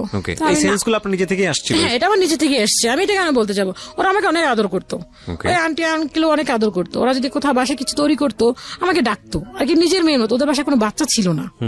তো মামি এরকম বাদ পরে কাজ শিখে বাসায় আসলাম, আসার পরে মামি আমাকে 1 টাকা বের করে দিল। 1 টাকা বের করে দিয়ে বললো কি যে না তো এই টাকাটা দিয়ে তুই একটা ওষুধ কিনে নিয়ে খেয়ে। তো আমি বললাম যে না মামি, আমার এখনো মনে আছে 1 টাকার নোটটা দিল এবং টাকাটা এতটা পুরনো ছিল মনে হচ্ছিল কোন একটা ডিব্বা থেকে বের করে দিছে আমাকে। তো আমি বললাম না মামি লাগবে না, ভালো হয়ে যাব। তো দেন মামা আসলো, মামা এসে আমাকে জিজ্ঞাসা করলো না যে তোর এখানে কি হয়েছে বা কিভাবে ব্যথা পাইলি বা ওষুধ খাইছিস কিনা বা কোনো। তখন আসলে মামা ছিল এরকম মামি ভক্ত, মামি যা বলতেন তাই, এখানে আর দ্বিতীয়বার কোনো কথা বলতো না মামা। এরকম করে চলে গেল। মা পরে 2 মাস পরে মা আবার ওখানে মাকে বলল যে ওর তো কাজ শেখা প্রায় শেষ, কি করবে? তো মা আবার আমরা যে টেলার থেকে কাপড় বানালাম ওইখানে ওই আন্টিটার সাথে কথা বললো যে আমার মেয়ে তো আসতেছে, ও আপনার দোকানে কি নেওয়া যাবে কিনা। আচ্ছা, তো মা কথা বললো, কথা বলার পরে বললো যে হ্যাঁ নিয়ে আসেন। তো এই কথা বলার পরে মা খবর দিল, মা যাইতো মাঝে মধ্যে আমাকে দেখার জন্য। তো দেখতে গেলে তো দেখা গেল এরকম ওইখানে একটা ভাড়াটে ছিল, ওই আন্টিটা আসলে মানুষই বলে যে হয়তো বা কোনো ক্রিমিনালি করা, কিন্তু ওই আন্টিটা আসলে যা দেখতো তাই বলতো। এরকম একটা হইতো যে দেখা গেল আমি কাজ শিখতাম যে কাপড়টা দিয়ে, ছোট মামা যে কাপড়টা আমাকে দিত কাজ শেখার জন্য, আমার পিছনে সব থেকে অবদান ছিল ছোট মামা এবং আমার মা। বড় মামাও ছিল, বড় মামা যদি আমাকে আশ্রয় না দিত দেন আমি কাজ শিখতে পারতাম না। কিন্তু বড় মামা ছোট মামা তার বিছানার একটা চাদর দিয়েছিল আমাকে কাজ শিখে আর কি করার জন্য, কেটে কাজটা শেখার জন্য। তো দেন আমি তো ছোট মানুষ, আমি একটা মেক্সি কাটিং করে শিখছি, শিখে ওইটা আমি পরে ওই আন্টিটাকে দেখাইছি যে আন্টি দেখেন হয়েছে কিনা। তো আন্টি বলে হ্যাঁ তুমি তো খুব সুন্দর করছো, একটা খুব আমাকে উৎসাহ দিল। দেন মামি এইটা নিয়ে আর কি খুব সে রাগান্বিত যে আমার মেয়েকে কেন একটা প্যান্ট বানাই দিল না। তো ওই আন্টিটা আমাকে বললো যে তুই তো এরকম ভারী যে আন্টিটা ছিল, তুই এরকম প্যান্ট তুমি রেশমা সরি বললো যে তুমি এরকম প্যান্টটা বানাইছো, তুমি যে মেক্সিতে বানাইছো তোমার বোনকে তো একটা কিছু দিলা না। তো আমার মামা তো বোনটা এরকম ছিল, ও তো ছোট ছিল, ও দেখা গেল কি যে নিজে নিজে আমার সাথে করে মামির সাথে বলে দিত যে আম্মু আমাকে আপু মারছে, কিন্তু আসলে আমি কখনোই ওকে মারতাম না। আর আমার ছোটবেলা থেকে অবশ্য আমি কখনো কোনো ভাই বোনদেরকে মারিনি, আমার মারলে বুঝে খুব কষ্ট লাগে আর কি, ভিতরে খুব কষ্ট পাই আমি। তো দেন এরকম করে মা 2 মাস পরে আমাকে নিয়ে গেল, এবং 2 মাস পরে যখন আমাকে নিল হয়তোবা মেবি তার আগের দিন 2 তারিখ ছিল, আমার এখনো মনে আছে 2002 সালে 2 তারিখ ছিল। দেন তার আগের দিন 1 তারিখে 2001 আপনি হরতাল ছিল, কিছু একটা এরকম কোনো একটা গন্ডগোল। দেন তারপরের দিন গাড়ি বন্ধ হয়ে যাবে, আর আমি যদি 2 তারিখে না আসি 2 তারিখে ওখানে জয়েন করতে পারবো না, এরকম একটা আমাকে বললো। তো মামা রাত্রিবেলা যখন শুনলো যে হরতাল হবে, তো আমাকে এমন ভাবে মামি আর কি আমার ব্যাগটা ঘুষাই দিল যে একটা কাজের মানুষকে যেভাবে একটা মানুষ যদি থাকে একটা মানুষের বাসায় অন্ততপক্ষে তার প্রতি একটু মায়া হয়, কিন্তু আমার মামি সেটা করলো না, বরঞ্চ আমাকে রাতে খেতে না দিয়ে ব্যাগটা কোনো মতে বললো না যদি খেয়ে যা, সে ব্যাগটা কোনো মতে ঘুষাই দিয়ে আমাকে দিয়ে দিল, মামা আবার ব্যাগ করবে। তো দেন বাসায় আসলাম, বাসায় আসার পরে দেখলাম যে আব্বু আর কি কথা বলতেছে না, আমাকে দেখে মনে হচ্ছে তার উপর আকাশ ভেঙে পড়লো। আম্মু আমার চোখের ইশারা দিয়ে বললো কোনো কথা বলিস না, কিন্তু ভাত খাচ্ছে। কি রান্না করলো দেখলাম শুধু পেঁপে রান্না করছে, আর কি যেন একটা তরকারি রান্না করছে নিরামিষ। দেন পেঁপেতে আমার এটা মনে আছে পেঁপেতে কোনো কিছু মাছ টাছ কিছুই দেওয়া হয়নি, শুধু নিরামিষ পেঁপে রান্না করলো। তো ওইটা দিয়ে মা জিজ্ঞেস করলো ভাত খাইছিস, আমি কি না মা খাইনি। তো ভাত খাইলাম, ভাত খাওয়ার পরে বাড়ির ভিতরে যে আমার সাইজের ছোট ছোট ছেলেমেয়েরা ছিল ওদের সাথে দেখা করলাম, করার পরে খুব তারপরের দিন আমি ওইখানে আন্টিদের ওখানে কাজে গেলাম। যার পর ওই আন্টি আমাকে বললো কি আমাকে কাজ দিল প্রাথমিকভাবে, যে একটা কাজে গেলে তাকে তো একটা ইন্টারভিউ নেওয়া হয়। তো আমাকে কিছু কিছু কাজ দিল, কিন্তু আমি কোনো কাজের কোনো ধরনই বুঝতে পারলাম না। আমি যে কাজটা শিখছি সেটা হচ্ছে একটা ইঞ্চির মাপ একটা সেন্টিমিটারের কাজ, 2টা মাপ থাকে। তো আমাকে ওই আন্টিটা সেন্টিমিটার দিয়ে কাজ শিখাইছিল, সেটা ছোট ছোট করা। আর আন্টি আমাকে দিয়েছে বড় ইঞ্চির মাপের যে কাজগুলি ওইগুলি, তো ওগুলি তো আমি কিছুই জানি না। তো আমাকে দেওয়ার পর আমি তো কিছুই বুঝতে পারছি না, আমি কিভাবে কি সেলাই করবো, কিভাবে কি ধরবো, আমি কিছুই বুঝতে পারতেছি না। দেন মাকে ডাকলো, ডাকার পরে মাকে বললো কি যে আপনার মেয়ে তো কোনো কাজ জানে না, ওকে কিভাবে কাজে রাখবো। তখন বলছিল যে কাজ করবে, দেন ওকে 500 টাকা করে স্যালারি দেওয়া হবে। তো মাকে বললো যে ও তো কোনো কাজই জানে না, ওকে কি স্যালারি দিব আর কি করবো। তো মা বললো যে তখন মা আমার প্রতি রাগ হলো, তুই কি কাজ শিখছিস। আমি কি মা আমি তো এইভাবে করে কাজ শিখছি, আমি তো এরকম করে কাজ শিখি নাই। তো বললো তো আন্টিটা অনেক ভালো ছিল, আমি বলবো ওনার কথা, বাট উনি যদি না আমাকে সুযোগটা না দিত তাহলে হয়তো বা দেন আমি কাজ শিখতে পারতাম না। তো উনি আমাকে বললো ঠিক আছে একটা অপশন আছে, সেটা হচ্ছে আপনার মেয়েকে এখানে 3 মাস কাজ শিখতে হবে, আমার এখানে কাজ শিখতে হবে, দেন কাজ শিখতে হবে এরকম নিয়ে সকাল 9টা থেকে দেন রাত 9টা পর্যন্ত বা 8টা পর্যন্ত কোনো টাকা দেওয়া হবে না। তা আম্মা চিন্তা করলো যে এছাড়া তো কোনো ওয়ে নেই, কারণ বাসায় গেলে তো আমি ঠিক মতোই করতে পারবো না, আর এছাড়া আমার তো কোনো কিছু করারও ছিল না। তো আম্মা বললো যে ঠিক আছে তাই করবে। তো আমি সেই সকাল 9টায় যেতাম, তখন হয়তো মেবি বয়স 13 কি বা 12.5 কি 13 হবে এরকম আর কি। তো 9টার সময় কাজে যেতাম, সারাদিন ওখানে থাকতাম, দুপুরে 1 ঘন্টার জন্য খাবারের টাইম দিত, দেন আমি আবার রাতে কাজ করতাম। তা আম্মু এরকম করে কাজ শিখতে শুরু করলাম। দেন 1 বছর পরে আমার না দেখা যাচ্ছে কি আমি দোকান থেকে হাঁটতে হাঁটতে আমার নিঃশ্বাসটা গরম হয়ে যেত, আমি হাঁটতে পারতাম না, দম ফেলতে পারতাম না। আমি দম ফেলতে গেলে কিছু একটা শক্ত কিছু ধরে দম ফেলতে হতো, কষ্ট হতো, নিঃশ্বাস নিতে পারতাম না। তো মাকে বললাম, মা আমি নিঃশ্বাস নিতে পারতেছি না। তো মা বললো, কেন, কি হয়েছে? আমি কি জানি না মা, আমার না খুব কষ্ট হয় শ্বাস করতে গেলে। তা বললো যে না হয়তো কোনো এমনি কোনো, পর আম্মা অতটা গুরুত্ব দিল না যে ঠিক হয়ে যাবে। তো দেখা গেল আস্তে আস্তে আমার জিনিসটা আরো বেড়ে গেল। তো মামাকে বললো, মামা বললো কি দেন এর ভিতরে মামা আবার আমাকে নিয়ে একটা মার্কেটে গেল, মার্কেটে গিয়ে আমার জন্য একটা স্যান্ডেল কিনবে। তো স্যান্ডেলটা কিনতে গিয়ে অনেক ঘোরাঘুরি, আমার চয়েস হচ্ছে যে পছন্দ না হলে আমি কিনতাম না। তো মামার স্যান্ডেল কিনতেছে আর এসে বলতেছে যে আপা আপনার মেয়ের জন্য আপনার মেয়ের স্যান্ডেল কিনতে গেছে, এত ঘোরাঘুরি যে স্যান্ডেলই তার পছন্দ হয় না। আপনার মেয়ের জন্য পাত্র দেখতে গেলে সেম কাহিনী করবে, ওর জন্য কোনো পাত্র পাওয়া যাবে না খুঁজে। এরকম একটা মামা কথা বললো, হাসাহাসি করলো। তো তা মামা বললো কি ওর নাকি সমস্যা হয়েছে আপা। পরে মা বললো যে হ্যাঁ, ও বলতেছে ওর নাকি শ্বাস গরম হয়ে যায়, ও নাকি শ্বাস নিতে পারতেছে না, দম ফেলতে পারতেছে না। তো মা বললো যে তার ফার্মগেট একটা ডাক্তার আছে, ফার্মগেটের ডাক্তার হচ্ছে বিয়নার্ড আর কি, ডক্টর বানার্ড। তো ওই ডাক্তারের কাছে নিয়ে গেল। ডাক্তারের কাছে নিয়ে গিয়ে যাওয়ার পর ডাক্তার বললো কি, উনি আমার কথাগুলি শুনে বললো তুমি কি কোনো টেনশন করো? তো আমি বললাম যে না, আমি তো কোনো টেনশন করি না, আমার কিছু টেনশন, আমি কাজ করি, আমি দোকানে যাই আসি খাই এই। তো ওই দোকানে কাশি, তো এই কথা বলার পরে তো ওই এরকম করে শ্বাস ফেলতে পারতেছি না। কিন্তু এর মাঝখানে ওই আন্টিটার কাছে কাজ শিখি, কিন্তু ওই আন্টিটা কি করতো, যখন কোনো কাপড় কাটিং করতো আমাকে দেখতে দিত না। সে কি করতো, যখন আমি না থাকতাম তখন কাটিং করতো। আমি আবার কি করতাম, সে যখন টুকরোগুলি ফেলে দিত ওই টুকরোগুলি আমি রেখে দিয়ে ওইটি দিয়ে আমি আন্টি যখন দোকান থেকে চলে যেত, দেন ওনার একটা ইয়ে ছিল, সহকারী ছিল, ওই ছেলেটা ওদের বাসায় কাজও করতো, দেন ওর দোকানটাও সামলাতো। ওই ছেলেটাকে বসায় রাখতো যে যাতে আমি কোনো কাপড় টাপড় কোনো কিছু এদিক ওদিক না করি এই সেই। তো ছেলেটা কখনোই যেত না, যখনই দেখতাম ও চলে যেত তখন আমি টুকরো কাপড়গুলি দিয়ে নিজে নিজে ট্রাই করতাম যে দেখি ডিজাইন কাটি, বা আন্টি দেখতাম যে কাপড়টা সেলাই করতে দিত ওইটা ফলো করতাম যে কিভাবে সে কাটিং করলো। তো ওটিতে ছোট ছোট করে কাপড় কাটতাম। তো কাটতে গেলে অনেকগুলি টুকরা দিয়ে আমি অনেকগুলি হাতে সেলাই করে অনেকগুলি কাপড় তৈরি করছিলাম। তো দেখা যেত কি ওই বাড়ির থেকে, যে বাড়িতে থাকতাম ওই বাড়ির ভাড়াটিয়াদের কাছ থেকে বলতাম আমি কাজ জানি, নিজে বলতাম আমি কাজ জানি। তো বলতো আমাকে একটা জামা তৈরি করে দাও। তো কি করতাম, ওই আন্টিকে যে বলতাম আন্টি এইটা হচ্ছে আমার বোনের জামা, আমার ভাবির জামা, বিভিন্ন মিথ্যা বেতনের জব দিল। তখন এই মাঝখান থেকে তখন এই কাজগুলি করতাম, করার পরে বাড়ির ভাড়াটিয়াদের কাছ থেকে অর্ডার নিতাম, নিয়ে টুকটাক কাজ করতাম। তো ওই ভাইয়াটার কাছে গেলাম, ভাইয়াটার কাছে যাওয়ার পরে বললাম যে ভাইয়া, উনি তখন আমি মনে করতাম আমি কাজ শিখছি, তো ওই আপাকে আমি কাজ শিখাতে পারবো। তো দেখলো কি যে আমি কাজ শিখাচ্ছি না, তো ভাইকে বললাম আমি অর্ডার নিয়ে আসলে ওই ভাইয়ের মেশিনে কাজ করতাম। তো দেন উনি একদিন আমাকে বললো কি যে আপার মেশিনে কাজ করতে গেলাম, যাওয়ার পর একটা কাজের একটা ববিন কেস আসছে, ওইটা না হলে কাজ সেলাই করা সম্ভব না। ওই ববিন কেসটা উনি লুকায় রাখছে কোথায়, চালু ড্রামের ভিতরে। তো আমি ববিন কেস খুঁজতে খুঁজতে ববিন কেস পাচ্ছি না। তো আপাকে বললাম আপা ববিন কেসটা কোথায়? তো আপা বললো কি যে ববিন কেস তুই কোথায় গেছিস তুই ভালো জানিস, কালকে তুই কাজ করছিস, আমি তো আর কাজ করি নাই। তো এই কথা বলার পর আমার খুব কষ্ট লাগলো, কারণ দেখাবার তুই কাপড়ের মধ্যে করে চুরি করে নিয়ে গেছিস কিনা। তা আমার না জিনিসটা শুনে এত কষ্ট লাগলো যে আমি একটা সামান্য ববিনকে চুরি করে নিয়ে যাব। আমি তো সারাদিন যেখানে থাকি সেখানে তো অনেক কাপড় থাকে, অনেক কিছুই থাকে, আমি তো কখনো সেগুলি নিয়ে আসি না, আর আমি একটা সামান্য ববিন কেস নিয়ে যাবো। দেন আমি রাস্তায় উঠলাম, উঠে আমি ভাইয়াকে খুঁজে বের করে আমি ভাইয়াকে বললাম ভাইয়া ববিন কেসটা কোথায়? উনি কি করলো, ববিন কেস ড্রাম থেকে বের করলো। তা আমি বললাম যে ভাইয়া দেখছেন আমি যে ববিন কেস যে নেই সেটা আপনার প্রমাণ হলো। তো এটা এই কথাটা এসে মামাকে বললাম, বাবাকে তো কিছু বলতে পারতাম না, বাবা তো সে হচ্ছে ওই যে 500 টাকা করে যে স্যালারিটি পেতাম ওই টাকাটা আব্বাকে দিতাম। আব্বা ওইটা নিয়ে খুব করতো, যা পাইতাম সবই জানতো যে আমি এই টাকা পাচ্ছি। দেন আমি যখন রাতে কাজ করতাম, মানুষের টুকটাক কাজ করতাম, দেখা যায় 3 পিস সেলাই করতাম, 50 টাকা দিত, 60 টাকা দিত, একটা ব্লাউজ করতাম 15 টাকা 20 টাকা দিত, ওইটা নিজের মন মতো আর কিছু একটা কিনে খেতাম। তো মামাকে বলার পরে মামা কি করলো, আমাকে একটা মেশিন কিনে দিল। মেশিনটা কিনে দিলে এরকম ভাবে, আমি মামাকে বললাম মামা এরকম। তো মামা আমাকে একটা মেশিন কিনে আমার দোকানে গেল, মেশিনটা এনে আমার বাসায় রেখে মামা দোকানে গিয়ে বললো কি চল বাসায় চল। আমি কি কেন মামা, আমি কি কেন, আজকে কি আমাদের বাসায় খাবেন? কয় না খাবো, হ্যাঁ খাবো, তুই চল। তো গিয়ে দেখলাম কি ঘরে মেশিন। আমি এতটা খুশি যে মেশিনটা পেয়ে, যে ঈদেও এতটা মানুষ খুশি হয় না। তো মেশিনটা পেলাম, পাওয়ার পরে এখন আমি আর কি টুকটাক অর্ডার নিচ্ছি, ওই আন্টিকে দিয়ে কাপড় কাটাচ্ছি, সেলাই করতেছি। তো এরকম করতে করতে যখন আমার ওই যে কষ্টটা লাগলো, শ্বাস করতে কষ্ট হচ্ছে, ডক্টর কাছে যাচ্ছি, কোনো ডক্টরই কোনো রোগ ধরতে পারতেছে না, সবাই বলতেছে হিস্টোরিয়া।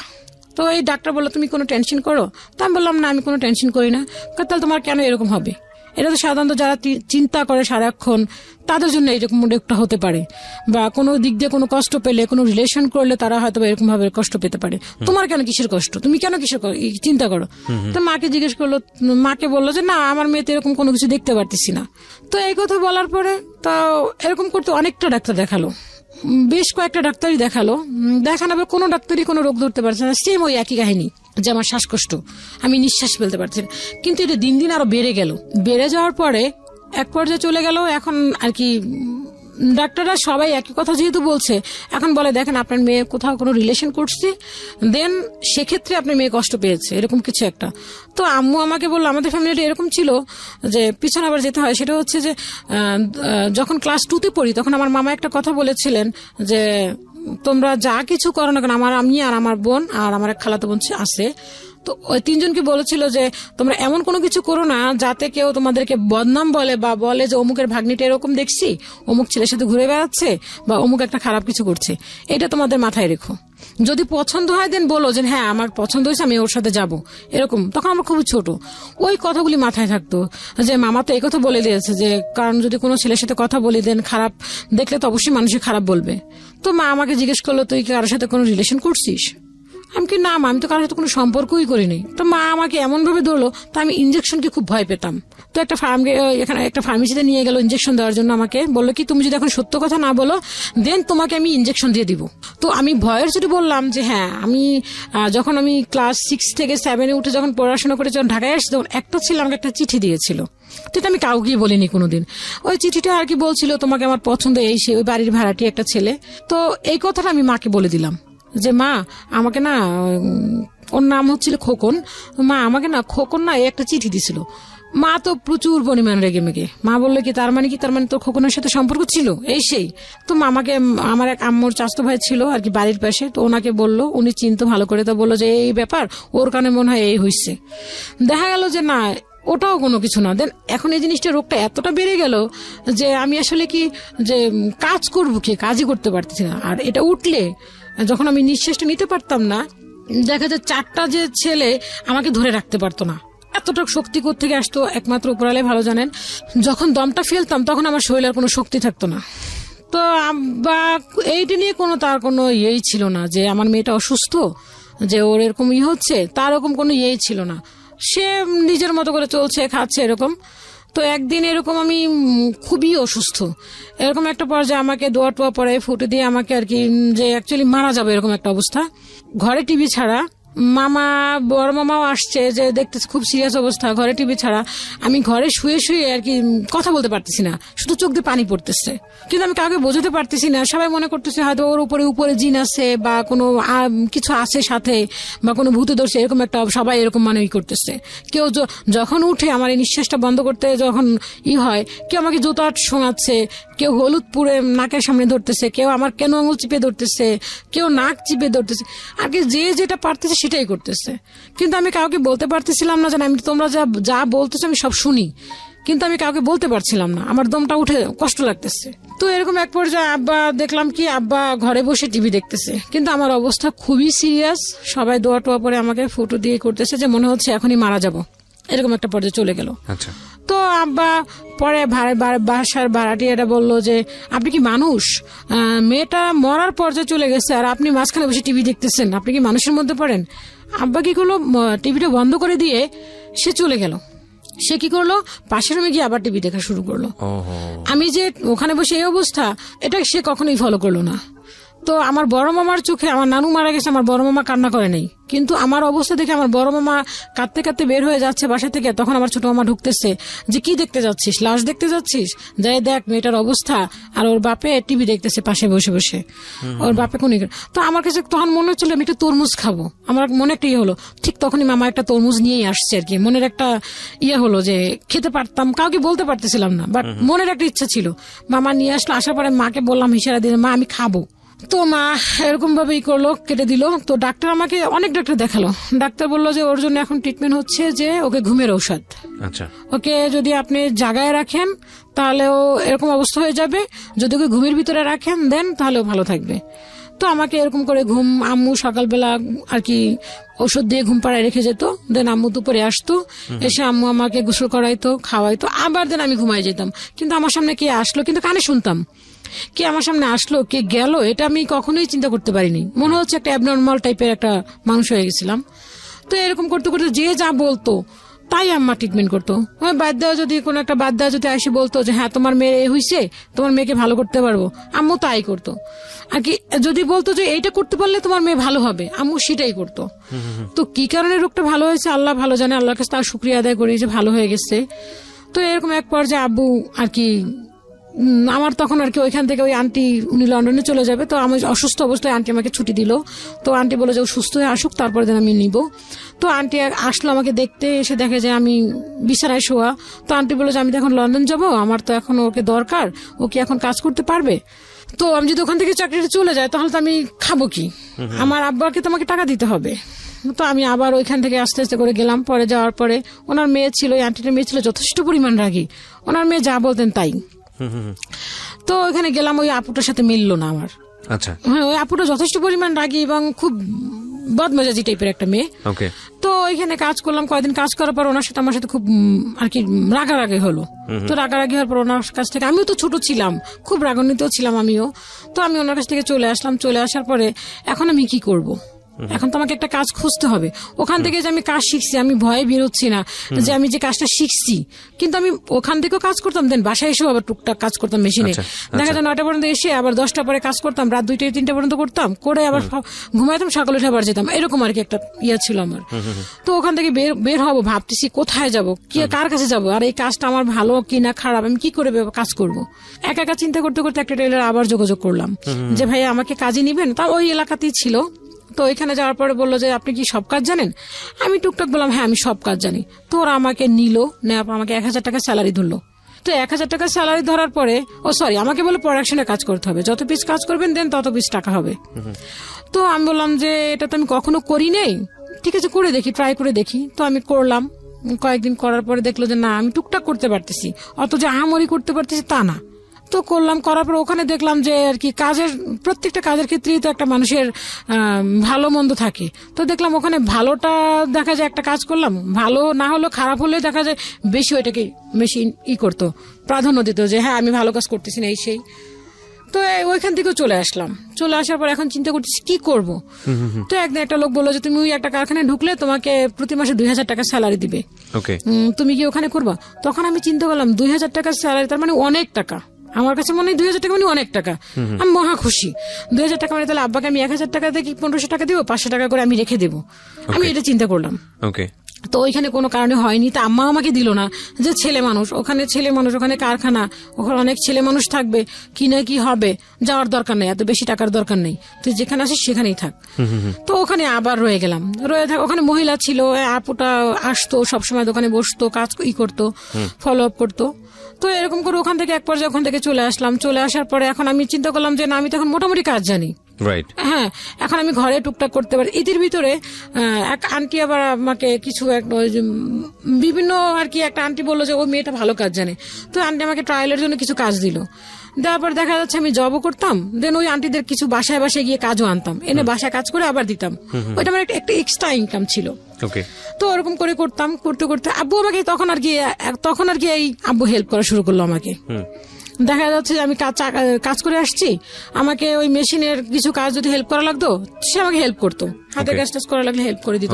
তখন আর মুভমেন্টটা তার চেঞ্জ হয়ে গেল। দেন এরকম করতে করতে দেখা গেল যে আব্বু ওই আম্মুর সাথে টর্চারিংটা কমলো না। দেখা গেল তেল দিত হিসাব করে, চাল দিত হিসাব করে।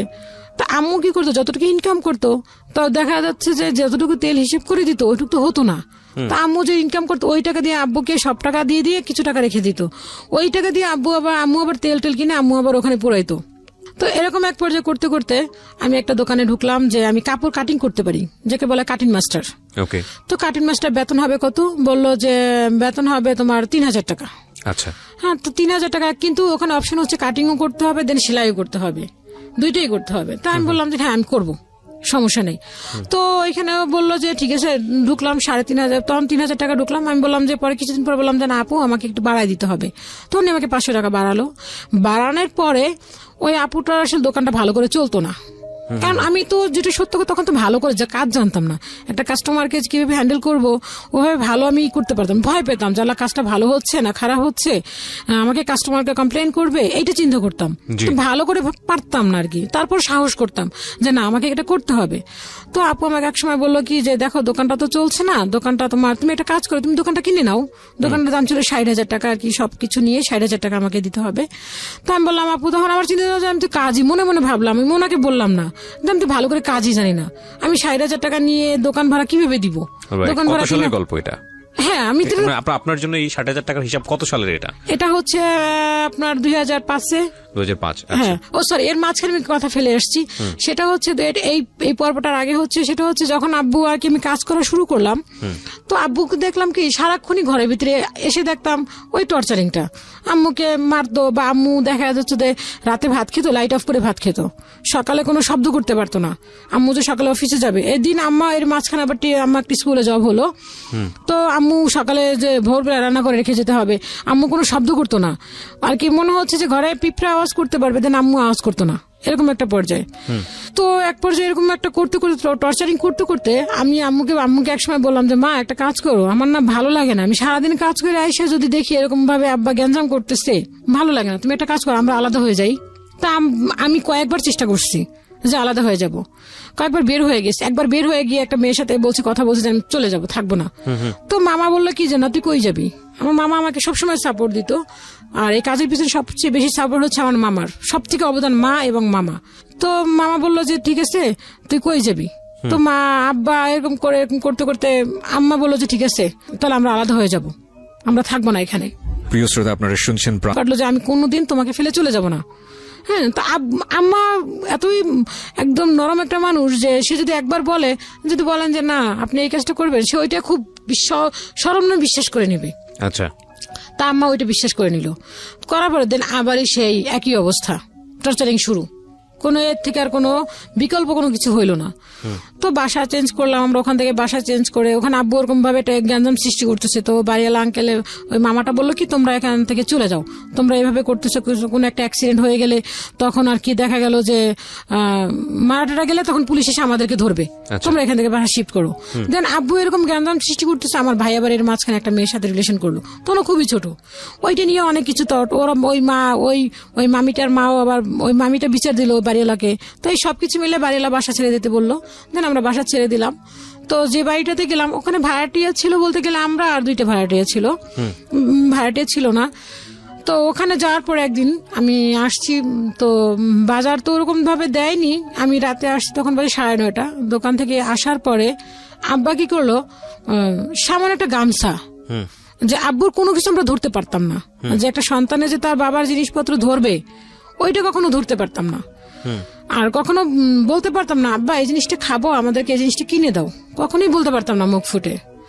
তো বললো কি যে আমি আসছি বাসায়, আসার পরে শুনে কি ঘরের ভিতরে গেলাম চিল্লাচিল্লি হচ্ছে, আব্বা খাওয়া দাওয়া করে খাটে শুয়ে আছে, আম্মু খাবার দিচ্ছে, আমরা খাচ্ছি নিচে বসে, ভাই 2টা খাচ্ছে আমিও খাচ্ছি। আপু তো গ্রামে থাকি, আপু গ্রামে বসেই, তখন আপুর বিয়ে হয়ে গেছে, সরি তখন আপুর 2003 সালে বিয়ে হয়ে গেছে, আপু গ্রামে শ্বশুর বাড়িতে থাকে, তখন আমি আমার 2 ভাই। তো খাওয়ার পরে আমি নিচে বসে খাচ্ছি, খাওয়ার পরে আমি বললাম মা, আব্বু বকাবাজি করতেছে আম্মুকে, আম্মু চুপ করে আছে, চুপচাপ একদম। আরেক মামা ছিল, তো আম্মু বললো কি যে তুই ভাত খা, তাড়াতাড়ি ভাত খেয়ে শুয়ে পড়, লাইট অফ করতে হবে। তো আমি বললাম আম্মা একটা কাজ করো, গামছা খুঁজে পাচ্ছে না, গামছা খুঁজে না পাওয়ার পর আমি আম্মারে বললাম যে আম্মা তোমার না বলছি যে তুমি আলাদা হয়ে যাই আমরা, যার যারটা তার কেউটা কেউ ধরবে না, আর কোনো জ্ঞানদাম সৃষ্টি হবে না। আমি এই কথাটা বলতে পারি, আমি 1 লোকমা ভাত মুখে দিছি, দেন আব্বু পিছনে খাট থেকে বসে আমাকে এমন ভাবে লাথি মারলো, আমার ভাতের প্লেটটা ছুটে গিয়ে অন্য একটা জায়গায় পড়লো, আর আমাকে ভাত মুখেরটাও পড়ে গেল। পড়ে যাওয়ার পর আমি তখন একটা বকা দিছিলাম আব্বুকে, যে তখন আমি এই বকাটা ছিলাম যে বাচ্চা তোকে আমি দেখিয়ে ছাড়বো। বাবাকে বলেছিলেন? হ্যাঁ, তখন আমি এই জীবনে আমার মা এবং বাবাকে, মাকে তো কোনোদিন কথাই বলিনি, বাট বাবাকে এই জীবনে ফার্স্ট টাইম, বাবার চোখের দিকে তাকে কথা বলতে পারতাম না, তো ঘর থেকে বের হয়ে গিয়ে এই কথাটা বলছি যে তুই সারা জীবন আমাদেরকে জ্বালাইছিস, আজকে তোরে দেখাই ছাড়বো, তুই আর একটা মার দে আমাকে। তখন আব্বা কি করলো, যে গালিটা শোনার পরে আমি দৌড়ে গিয়ে আমি আর একটা ঘরে ঢুকছি, ঢোকার পরে আব্বা কি করলো, লাঠি, এমন একটা লাঠি নিয়েছে, ওই লাঠিতে যদি আমাকে একটা বাড়ি মারতো দেন আমাকে আর থাকার মতো কোনো পসিবল ছিল না আর কি। আম্মাকে এমন ভাবে বাড়ি ছাড়ছে যে আম্মা ওই মুহূর্তে বাড়িটা যদি পড়ে তাহলে আম্মা তো শেষ। আম্মা তাড়াতাড়ি করে দৌড়ে রাস্তা উঠলো, আর আমি ওই রুমের ভিতরে দরজা লাগাই দিলাম। দেন ওই দরজা ভাঙা শুরু করতেছে, দরজা ভাঙতেছে, ভাঙার পরে এখন ওই দরজা ভাঙতে পারছে না। পরে ওই যে ওই লোকের, ওই রুমের যে ওনার লোক হাজবেন্ড ছিল, উনি সামনে এসে খালো আপনি এটা কি করতেছেন, আপনি কেন আমার রুমের দরজা ভাঙতেছেন? এখন আমাকে না পেয়ে কি করলো, আমার মেশিনটাকে ভেঙে ফেললো। আমার মেশিনটাকে ধরে একদম পুরো জায়গায় ফেলছে, মেশিনটা পুরো খুলে টুলে অস্থির। পরে আমার মামা ছিল, ওই মামাটা কি করলো, ওইটা বাঁচাইলো। বাঁচানোর পরে আমাকে ঘর থেকে বের করে দিল। দেওয়ার পরে আমি কি করলাম, ওই রাত ওই বাসায় ছিলাম, ওই ফ্লোরে শোয়া, ওদের বিছানা আর কি একটা কাঁথা দিল আমাকে, তো ফ্লোরে শুয়ে রইলাম।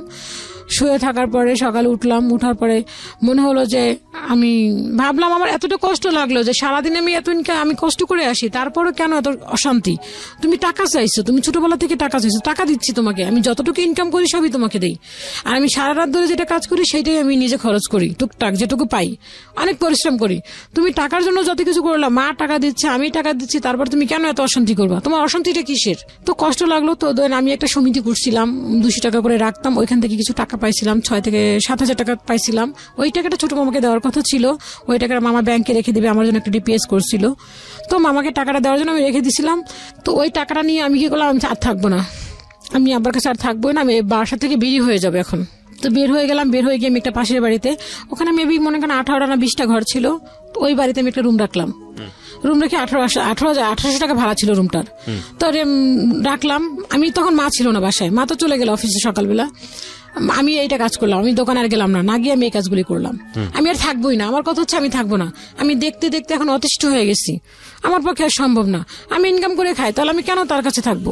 তো এরকম করে করতে করতে পরে লাস্ট মোমেন্টে আমি চলে গেলাম। আব্বাও তখন কাজে চলে গেল। যাওয়ার পরে আব্বা আসলো, সে যে কাজে গেল, কাজে থেকে কাজ করলো না, সে চলে আসলো বাসায়।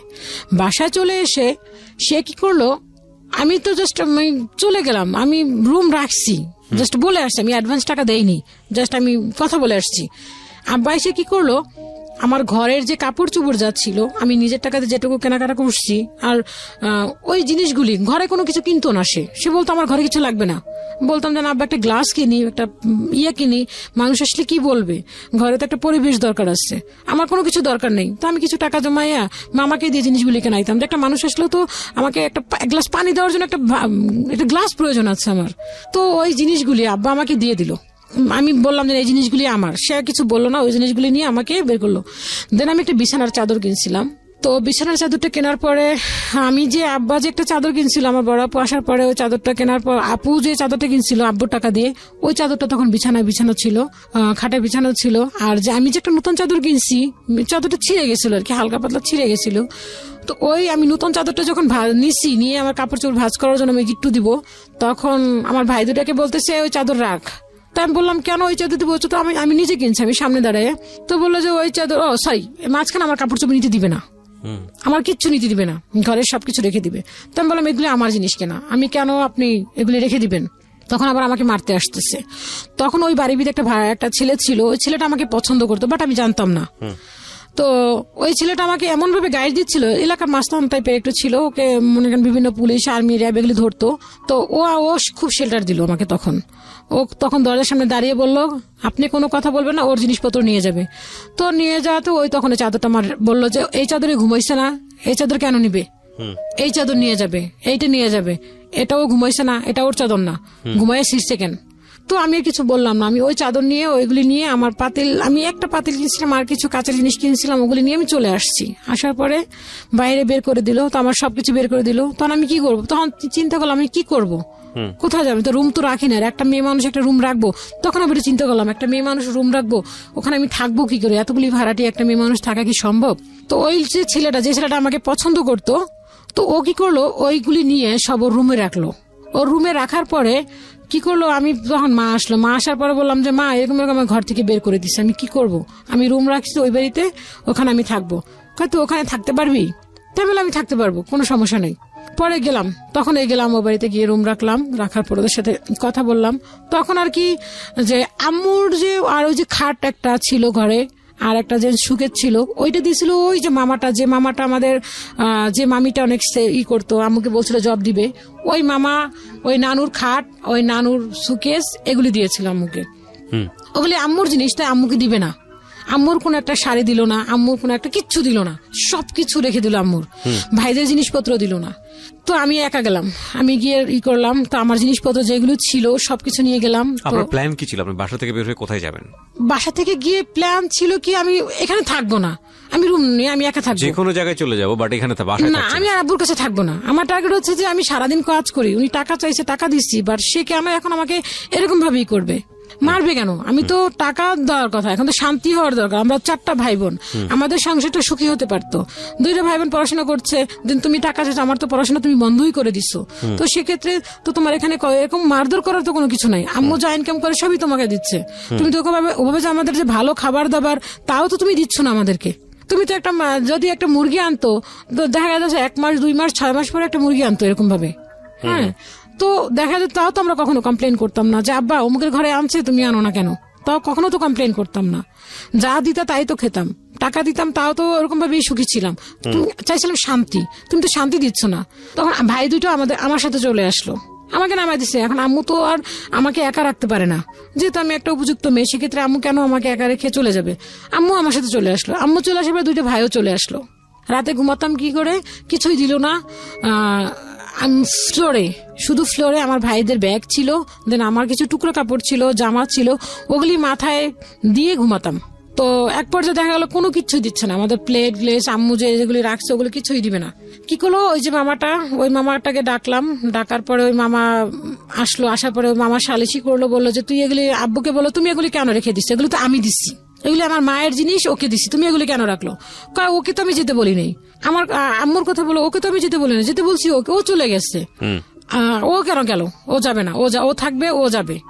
হ্যাঁ, এই কথা বলার পর আম্মু বললো এটা কেমন, মামাটা বললো এটা কেমন কথা, যে তোমার এত বড় একটা উপযুক্ত মেয়েকে তুমি ঘর থেকে বের করে দিছো, তাহলে ও কোথায় যাবে, ও কোথায় থাকবে?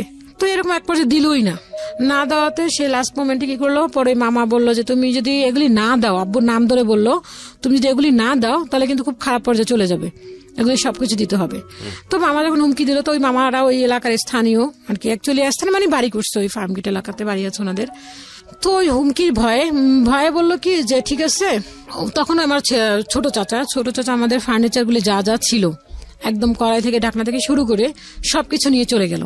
আমাদের ঘরে ছিল শুধুমাত্র আপনার খাটটা ছিল, আর ওই সুকেশটা, যে আম্মার কাপড় চোপড়টি, আর ভাইদের বড় আপু গ্রামে।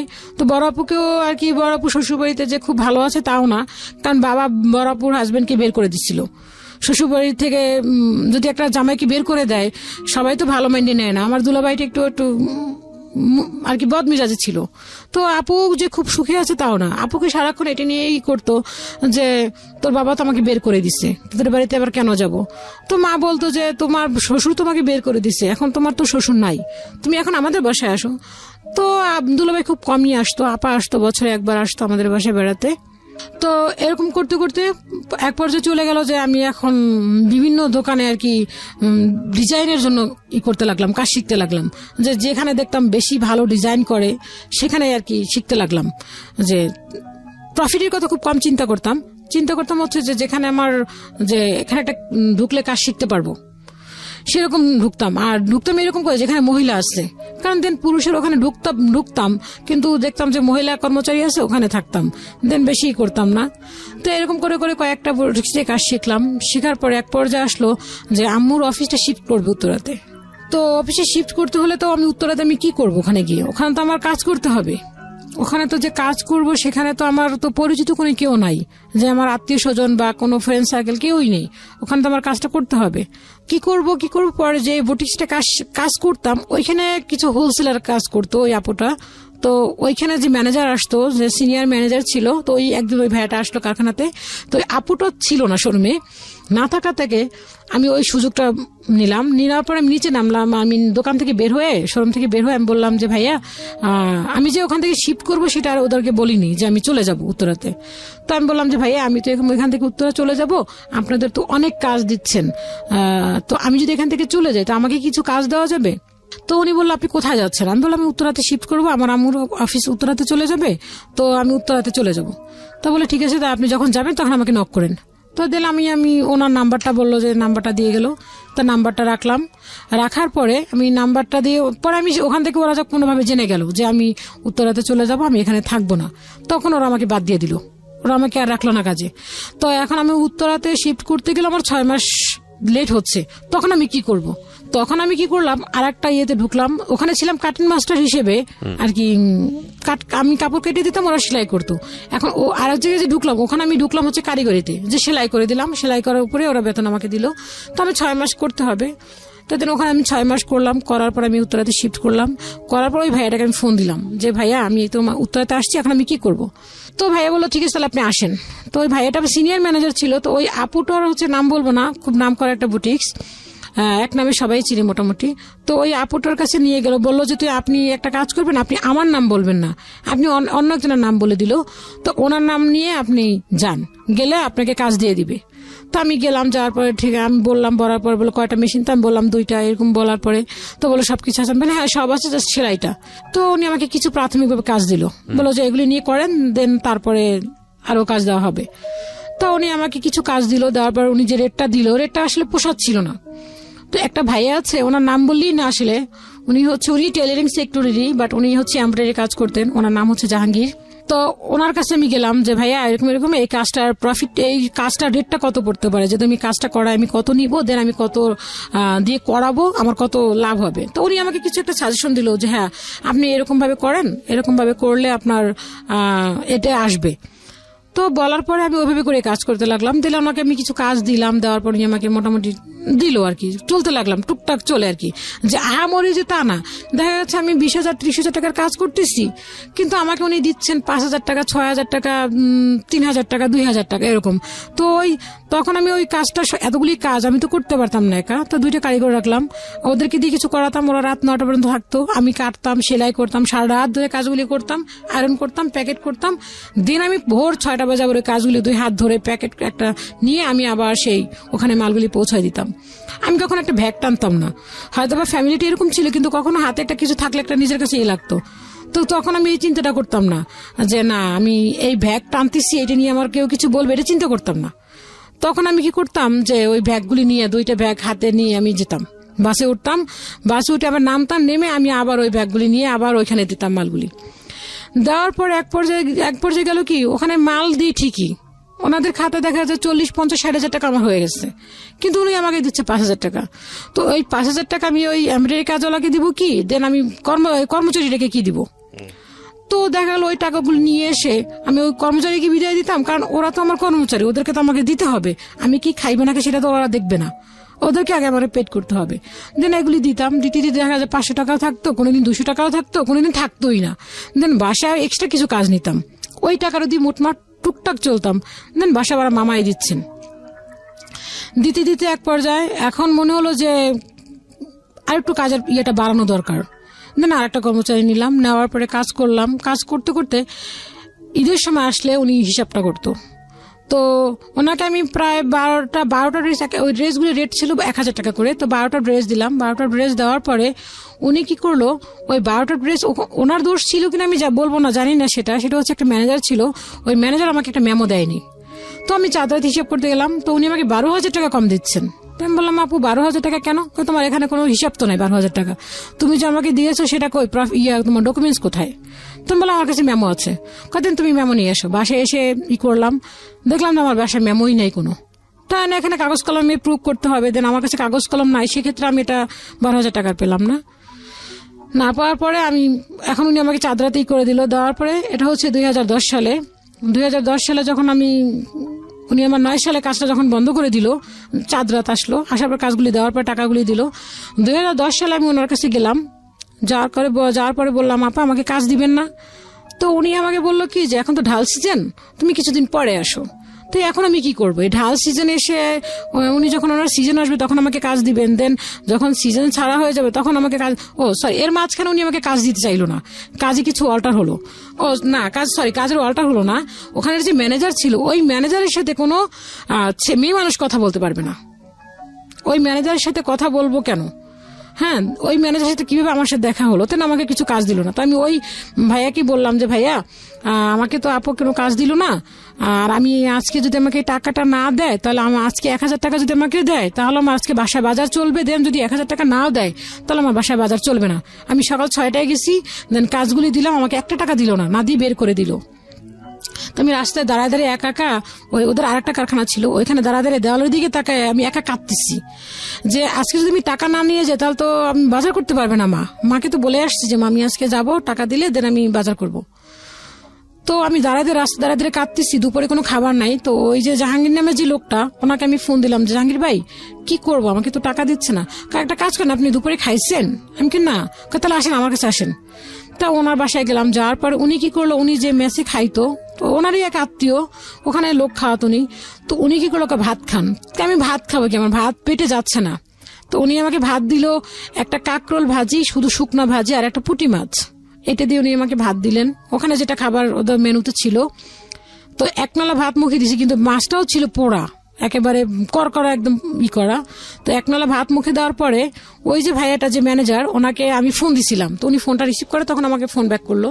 তা আমি বললাম যে ভাইয়া এরকমের উনি তো আমাকে কাজ দেয়নি আর আমাকে কোনো টাকাও দেয়নি, আমাকে অন্তত পক্ষে 1,000 টাকাও যদি দিত আপা তাহলে হয়তো আমি অনেক ভালো হতো আমার জন্য।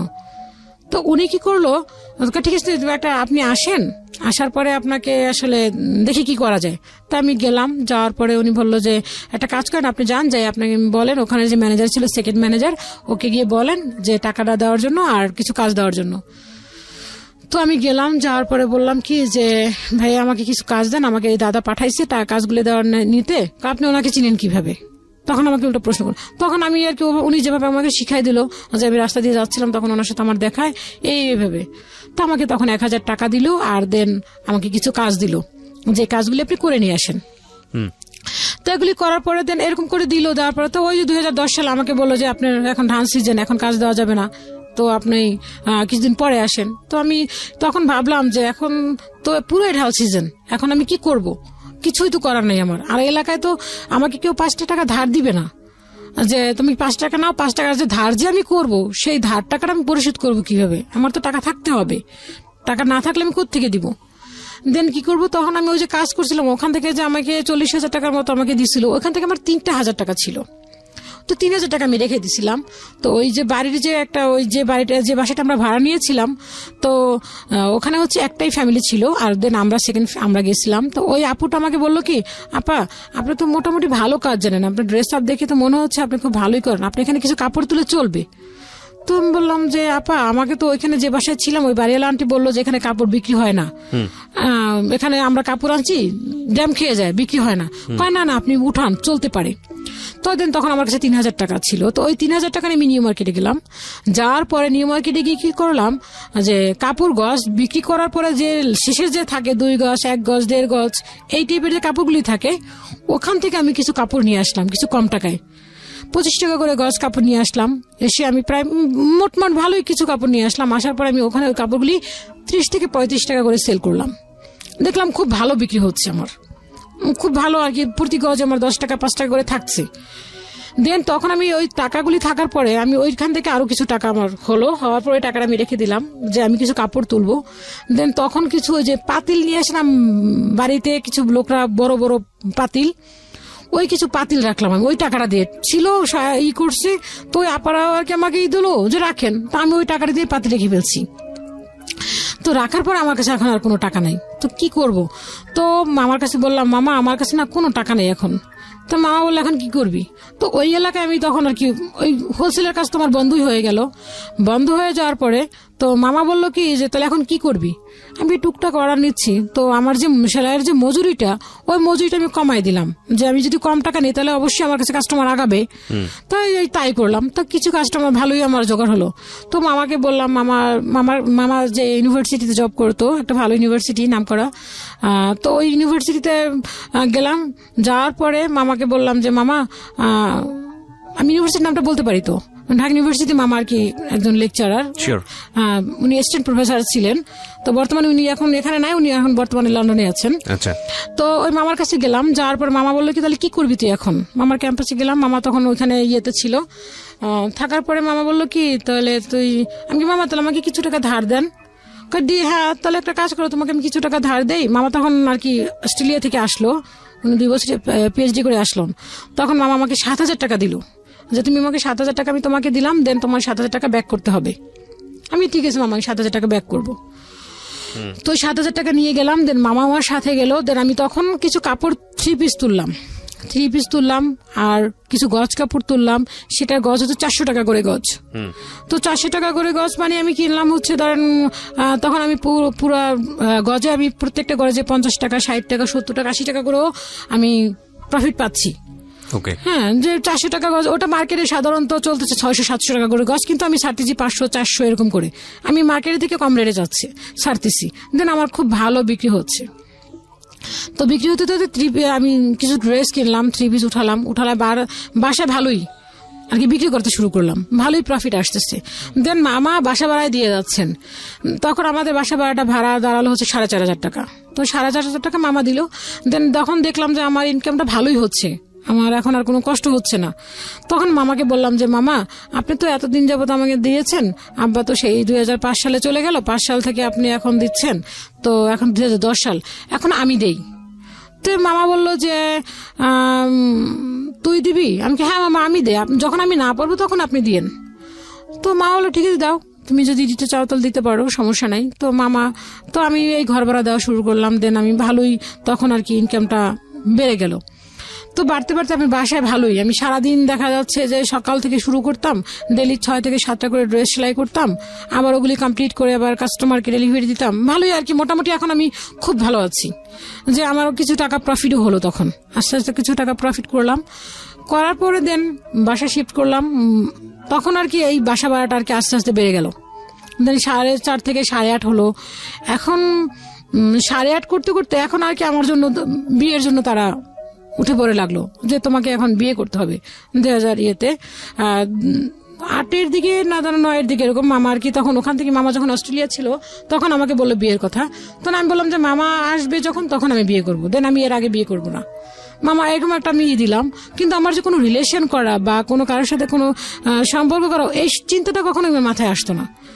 যে ভাবতাম যে না আমি এগুলি কখন করব। আর ওই যে ছোটবেলার একটা কথা ছিল যে তোমরা এমন কোনো কিছু করো না যাতে কেউ কোনো খারাপ কিছু বলে, ওইটাই মাথার ভিতরে সবসময় কাজ করতো।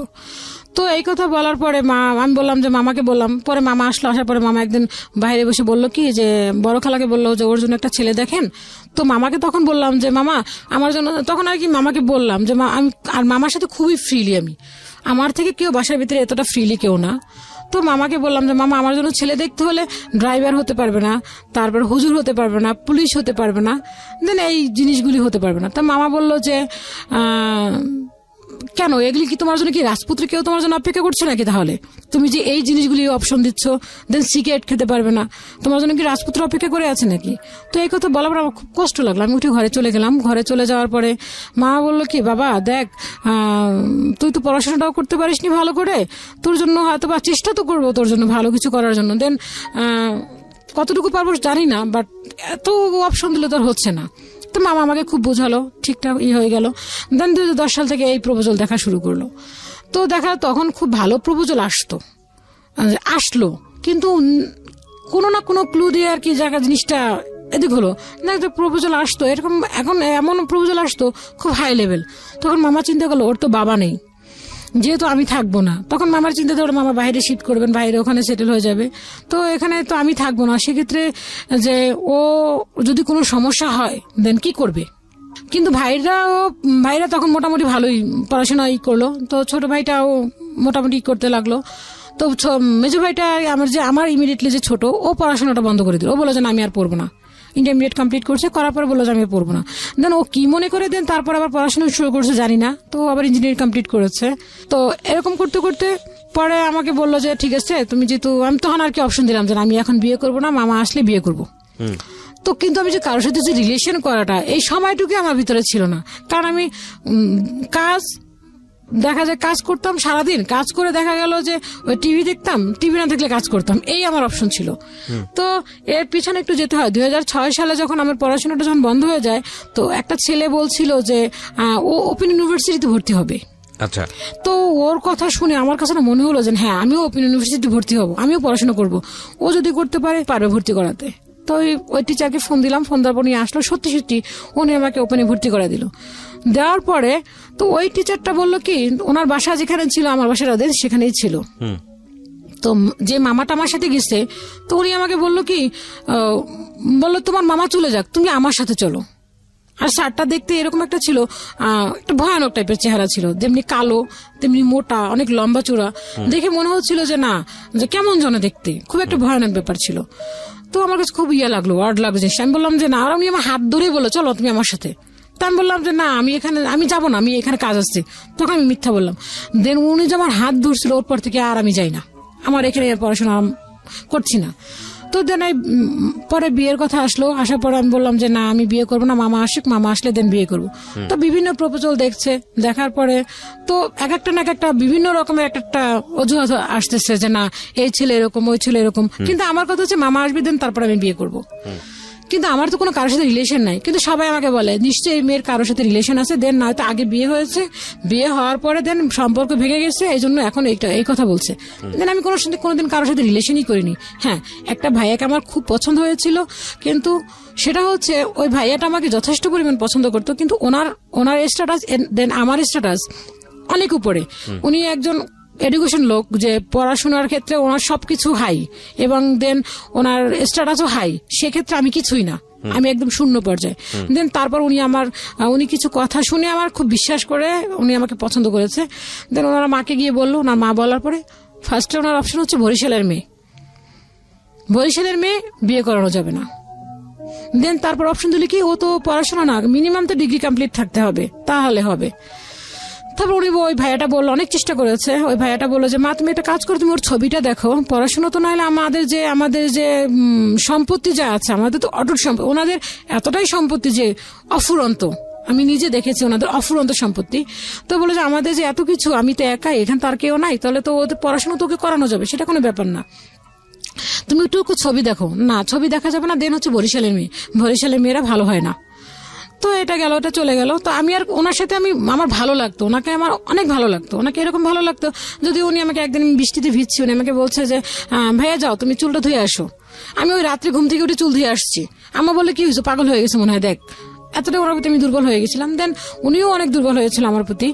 তো যেন পরে আমি বললাম যেহেতু মা চাচ্ছে না যেখানে, সেখানে কখনো সুখী হওয়া পসিবল না। তো যাই হোক, এটা চলে গেল, ভাইটা বিয়ে করলেন। তো আমি কারোর সাথে রিলেশনে যেতাম না, কারণ রিলেশনে যাওয়া মানে হচ্ছে, কেন রিলেশনে যেতাম না, যে বড় আপু রিলেশন করেনি, সেটা হচ্ছে বড় আপুকে দুলাভাই পছন্দ করে বিয়ে করেছে আপুকে। দেন এভাবে বিয়ে করেছে যে আপু আমার মামার পা ধরে নিচ্ছে, সেখানে বড় আপুকে যে পরিমাণ টর্চার করছে, সেক্ষেত্রে তো আমি রিলেশন তো কখনোই করবো না। তো আমি আমার ফ্যামিলি থেকে কিছু শেখার কারণে আমি যে কথাগুলি বলতাম, মানুষের এই কথার উপর ভিত্তি করে বলতো কি যে না, এই মেয়ে রিলেশন করছে, সম্পর্ক করে সে ছ্যাঁকা খায়, এই জন্য এরকম অবস্থা করতেছে, এই জন্য দেন সে এরকম করতেছে। তো আমি আসলে এটা কখনোই চিন্তাও করিনি যে আমি রিলেশনে যাব। আমার সবসময় অপশন ছিল যে আমি রিলেশন করে বিয়ে করবো না, আমি সেটেল ম্যারেজ করবো, কারণ হচ্ছে সবাইকে নিয়ে করব। কেউ যেন আমাকে বলতে না পারে যে না, ও অমুকে দেখছি প্রেম করে বিয়ে করছে, প্রেম করে বিয়ে করে এই অবস্থা হয়েছে, এটা যেন কেউ বলতে না পারে। আর যে ডিভোর্স নামের যে শব্দটা, এই জিনিসটা আমার মাথার মধ্যে সবসময় কাজ করে। তো এরকম ভাবে পর্যায়ে চলে গেল। চলে যাওয়ার পর এখন প্রপোজাল আসার পরে বলে কি যে প্রাথমিকভাবে হচ্ছে যে তুমি মেয়ের বাবা আছে, বাবা কি করেন? তো যখনই বলে যে বাবা নাই, মা হয়তো বা বলে যে বাবা আছে, খোঁজ খবর নিচ্ছে না বা বিয়ে করছে এই সেই, তখনই না কেমন একটা মোড় ঘুরে যায়। যখনই আবার বলে যে না ঠিক আছে বাবা নাই, সমস্যা নাই, কিন্তু বাড়ি এখানে কি জমি টমি আছে নাকি, যে এলাকাতে আমরা থাকি যে এখানে জমি টমি আছে, যখন বলে যে না জমিও নাই, তখন বলে কি যে না কোনো কিছু কি, কোনো ছেলেকে কোনো অপশন কি দেওয়া যাবে কিনা এই সেই। তো এরকম করতে করতে পরে মামা একটা প্রপোজাল নিয়ে আসলো, সেটা হচ্ছে আমাদের গ্রামেরই একটা ছেলে, আমাদের এখানকার পড়তো। তো ছেলেটা মাস্টার্স কমপ্লিট করা ছিল। দেন ওকে অপশন দিয়েছিল মামা হচ্ছে জব দিবে, জব দিয়ে মামা বলছিল যে মামা একটা ভার্সিটিতে জব দিয়ে দিবে, জব দিয়ে গিয়ে ওকে আমার কাছেই করবে। তো মামার সবসময় ইচ্ছা ছিল যে আমাকে একটা ভালো ফ্যামিলিতে বিয়ে দিবে, একটা শিক্ষিত ছেলে, কারণ আমার ভাগ্নিটা ছোটবেলা থেকে অনেক কষ্ট করেছে। সেক্ষেত্রে যদি একটা ভালো ছেলে, একটা শিক্ষিত ছেলে দেয়, তাহলে হয়তো ওর লাইফটা অনেক ভালো পর্যায়ে চলে যাবে, ওর এই কাজটাও আগাতে পারবে। আর যদি কাজটা না করাতে চায় সেটা পরের ব্যাপার। তো ওই ছেলেটাকে আনলো, ছেলেটা আমাকে পছন্দ করলো, করার পরে দেখা গেল কি যে মামা বললো যে গভর্নমেন্ট জবের কথা। তো গভর্নমেন্ট জবের কথা নিয়ে বলার পরে এক সময় হলো কি যে ও আমাকে এতটাই পছন্দ করতো যে আমি যদি বলতাম এখন রাত তাহলে রাত, যদি বলতাম দিন তাহলে দিন। তো আমার নিজের মাথার মধ্যে একটা কাজ করলো যে এত ভালো মানুষ হয় কি করে, তার ভিতরে বিন্দু পরিমাণ কি রাগ হতে পারে না? আমি যে এত রাগ দেখাচ্ছি, যে এত কিছুই করতেছি, তার ভিতরে বিন্দু পরিমাণ রাগ নাই। তো আমার কাছে মনে হলো যে আমি তাকে একটু ট্রাই করি। তার কারণও হচ্ছে আমি একটা অসুস্থ ছিলাম। তো অসুস্থতা থাকার কারণে উনি আমাকে বললো যে মিরপুর দিয়ে আসতেছিলাম, তখন বলে তুমি একটা কাজ করো, তোমার হার্টটা টেস্ট করো। তো আমার জিনিসটা রাগ হলো, তার মানে কি আমি রোগী বিয়ে করবা? ঠিক আছে, আমি হাঁটতে হাঁটতে 1 নম্বর চলে আসছি। দেন আমার পিছনে সে 1 নম্বর পর্যন্ত হেঁটে হেঁটে আসছে আমাকে কনভিন্স করার জন্য। তো এরকম করতে করতে পরে আমি বাসায় এসে আমার মনের মধ্যে একটা কৌতূহল জাগলো যে না, ওকে আমি ট্রাই করে দেখবো, যে দেখি সত্যি কি আমাকে ভালোবাসে, নাকি আমার জবের জন্য মামার পিছনে ঘুরে বেড়াচ্ছে, আমাকে এরকম ভাবেই করতেছে। তো যে এরকম বললাম সেরকম ওই কাজটা করলাম কিরকম, আমার কাছে সেকেন্ড একটা নাম্বার ছিল। তো এক ভাবি আছে, তো ভাবির সাথে খুব ভালো রিলেশন আমার। তো ভাবিকে বললাম, ভাবি তুমি কি একটা কাজ করে দিতে পারবে আমাকে? তো ভাবি বললো কি যে হ্যাঁ করে দেওয়া যাবে না কেন? আমি তুমি একটা কাজ করো, তুমি একটু ওকে ট্রাই করে দেখবা। তো ভাবিকে বললাম যে তুমি আমার একটা কাজ করো, আমি নাম সম্পূর্ণ তুমি করবা, আমার সম্বন্ধে যত খারাপ কিছু আছে তুমি সেটা ট্রাই করবা। ও এরকম ভাবে থাকতো। সেটা হচ্ছে কি আপনার দেখা গেল যে আপনার ওই যে অফিস থেকে বের হলে আমাকে ফোন দিত, অফিসে ঢোকার সময় ফোন দিত, একটা ইংলিশ নিউজে ছিল। তো এরকম করতে করতে দেখা গেলো আমার এই সন্দেহ হওয়ার কারণে ভাবিকে বললাম। তো ও প্রতিদিন সন্ধ্যার সময় অফিস থেকে বের হলে আমাকে ফোন দিয়ে বেরোতো যে আমি বের হচ্ছি। তো এটা বলার পরে তো ওই ভাবিকে নাম্বারটা দিলাম। নাম্বারটা দেওয়ার পর ভাবি আমি যা বললাম ঠিক সেম তাই করলো। বলার পরে আমাকে আমি তখন ওই ভাবি বলার পরে ও আমাকে ফোন দিয়ে বললো কি যে আমাকে না একটা মেয়ে ফোন দিচ্ছে, বলতেছে তুমি এরকম। আমি আর ওকে তুমি কি বলছো? পরে বলতেছে যে এরকম যে ওর আমি বাসায় গিয়ে ফোন দিব, এইটা বলছে। তো আমি বললাম ঠিক আছে দেখো কি বলছে তোমাকে। আমাকে কিছু বলে নাই, জাস্ট তোমার নাম বলো তোমার বান্ধবী। তো এই কথা বলার পর প্রতিদিন সে সন্ধ্যা 6টায় আমাকে অফিস থেকে বের হয়ে ফোন দেয়, কিন্তু ওই সময় আর আমাকে ফোন দিল না। সে কি করলো, বাসায় গেল, বাসায় গিয়ে ওই ভাবির সাথেই বললো কি, ভাবিকে বললো যে আমি বাসায় গিয়ে আপনাকে ফোন দিব। তো সে কি করলো, বাসায় গিয়ে সে ড্রেস চেঞ্জ না করে ওই ভাবিকে ফোন দিল। তো ভাবিকে ফোন দিল, ভাবির সাথে সে কথা বললো 22 মিনিট 23 সেকেন্ড কথা বললো। সে বললো যে ভাবি বললো যে আপনি কেন ওই মেয়েকে বিয়ে করবেন? সে আমাকে যে আমার বাবার ব্যাপারে, আমি যে এতটা কাজ করতেছি বা এরকমের, সে আমাকে যত পরিমাণ নিচে নামানো দরকার অ্যাকচুয়ালি যেরকম নিচে নামানো যায় ঠিক সেভাবে আমাকে, এক কথা বলতে সে আমাকে করুণা করতেছে এরকম ভাবে। তো বললো যে আমি তো এই মেয়েকে তো আমার যোগ্যই না কোনো, এই মেয়েকে বিয়ে করতেছি শুধুমাত্র এই কারণে। তো এই কথা বলার পরে আমার না জিনিসটা শুনে অনেক খারাপ লাগলো, যে তার মানে কি মেয়েটা, তার মানে কি আমাকে সে করুণা করতেছে, তার মানে দেন আমাকে বিয়ে করার জন্য সেই করতেছে না, জবের জন্য। তার মানে সে যদি জব না থাকে দেন আমাকে তো অবশ্যই টর্চার শুরু করবে। ঠিক ওই মুহূর্তে তার একটা অ্যাপয়েন্টমেন্ট লেটার আসছিল গভর্নমেন্টের জবের, মামা ট্রাই করছে, পরে এক মামা বলছিল যে ওখানে ইন্টারভিউ দেওয়ার জন্য। দেন আমি তখন ওনার কথাটা শুনে আমি ফোনটা অফ করে দিচ্ছি, আমি আর ফোন খুলতেছি না, আমাকে কেউ পাচ্ছে না। আমার এতটা কষ্ট লাগলো, আমি শুয়ে কাঁদলাম কতক্ষণ। দেন তারপরে এই কথা বলার পরে আমার খুব কষ্ট লাগলো, আমি কাঁদার পরে বললাম কি যে আমি বিয়েই করবো না। তার মানে কি আমি পড়াশোনা না, আমার বাবা নেই, আমার বাবা এই করে, এজন্য কি আমাকে সে বিয়ে করে যাবে? আপনি ফ্যামিলি থেকে তখনও ডিটাচড, আপনি আলাদা আলাদা থাকছেন? না, আমি তো বাবা মায়ের সাথে থাকছি তখন মায়ের সাথে থাকছেন, কিন্তু বাবা থাকে না। বাবা আমাদের কাছ থেকে সেই 2005 সাল থেকে চলে গেছে। নিজের সংসার নিজেই চালাচ্ছেন? হ্যাঁ, নিজেই চালাচ্ছি। মামা দিন বাসা ভাড়া দিত, দেন এখন তো মামা বাসা ভাড়া দিচ্ছেন না, তখন আমি নিজেই দিচ্ছি বাসা ভাড়াটা। দেন খাবারের খরচটা আম্মু দিচ্ছেন। দেন কিছু দরকার হলে পড়াশোনার খরচটা হচ্ছে মামা কিছুটা বের করতেন। তো এই কথা বলার পর আমার খুব কষ্ট লাগলো। তখন মামাকে বললাম যে মামা, ফোন দিলাম তখন রাতে মামাকে, তখন মামা হচ্ছে আপনার ইয়েতে থাকে, মামা তখন ইউকেতে চলে গেছে। তখন মামাকে বললাম যে মামা এরকমের ও না এইগুলি বলতেছে। তখন মামা আমাকে বকা দিল, বললো তুই বেশি পণ্ডিতি করলি কেন? আমি বললাম মামা আমি বিয়ে করবো না জীবনে, কারণ যে আমাকে পছন্দ করে না, আপনার জবের পছন্দ করছে, সে আমাকে সারা জীবন ভাবেই তো এইভাবে খোটা দিবে। হয়তো তার ফ্যামিলি ভালো, ঠিক আছে, আমি তাকে বিয়ে করবো না কোনোদিন। তো এই কথা বলার পর মামা বললো তোমার যেটা ইচ্ছা, তোমরা যেটা ভালো মনে করো। তখন মামা রাগ করে বলো তোমাদের যেটা ইচ্ছা, আমি তোমাদের কাছে নাই। আমি তোমাদের সাথে নেই। তো মামা এই কথা বলার পরে দেন আর ওনার সাথে আর হলো না। দেন এই পর্যন্ত চলে গেল। চলে যাওয়ার পরে আমার যেন প্রপোজাল আসার পরে একটাই প্রবলেম, যে বাবা থাকতে হবে। দেন বরিশালের মেয়ে কেন? মেন প্রবলেম হচ্ছে বরিশাল তার মানে কি বরিশাল দেখে এজন্য তো আমার হবে না। আমরা তো বলে কি মেয়ের আগে বিয়ে হয়েছে, নাহলে কেন কোনো মেয়ে কি একটা 29 বছর বা 28 বছর একটা মেয়ে কি একা কখনো থাকে নাকি? নিশ্চয়ই দেখেন আগে কতটা রিলেশন করছে, দেন তারপরে সে এই কাজে আসছে। তো এরকম করতে করতে মনে হলো যে না, এখন আর আসলে দেখা যায় প্রপোজাল আসে, তখন আমি মনে করলাম যে না, এখন আমি আসলে ঘরে বসে থাকবো না। আমার তখন ইচ্ছা হলো যে না, আমি কিছু একটা করবো। তখন ঘরে বসে আমি মেশিনটা আরো একটা বাড়ালাম, কর্মচারী নিলাম। আমি একটা মেয়েকে, যে এখন আমার সাথে যে আসছে ও হচ্ছে, ওকে আমি নিজে ফ্রিলি কাজ শিখালাম। তো আমি অনেকজনকে কাজ শিখাইছি। কাজ শিখানে দেন পরে এখন মনে হলো কি যে না, আমি বিয়ে করবো। তো আম্মু এর মাঝখানে হচ্ছে তার চিন্তা হচ্ছে যে বিয়ে করবো না কেন, কারণ কি তোমার, তুমি বিয়ে করবো না কেন? মা আমার সবসময় আমাকে একই কথা বলে, বিয়ে করতে হবে। তো আমাকে বিয়ে করতে গেলে তোমার তো আমি যে বলবে যে বাবা নাই, দ্বিতীয় কথা হচ্ছে আমার বাড়ি আছে, তুমি কি যৌতুক দিতে পারবে আমাকে 5 লাখ টাকা? মানুষ তো শুনে যে মামা লন্ডনে থাকে, যে মামার কাছে মনে হয় যে হয়তো বা লন্ডন নিয়ে যেতে পারবে, আর নয়তো বা মামা শ্বশুর হয়তো বা ইয়েতে থাকে, লন্ডন থেকে 5 লাখ টাকা দিতে পারবে। নয়তো বা মেয়ে যে কাজ করছে এতদিন যাবত, যে কাজগুলি করছে, সে কি শুধু খাইছি, তার টাকা পয়সা মোটেও জমানো নাই। কিন্তু ভাইয়া একটা কথা বলতে গেলে কি, আমি যে ইনকাম করছি সবটুকু আমি নিজের খরচে লাগছে। কারণ আমার বাসা ভাড়া দিতে হচ্ছে প্রতি মাসে। আমি ইনকাম বা যতটুকু করতাম ঘরে বসে, বাসা ভাড়া দিতাম, টুকটাক নিজের খরচ চলতাম, সবকিছু করতাম। তো এরকম করতে করতে পরে মামা যখন এই কথা বলো, তো দেন 2012 সালে মামা বিয়ে করলো।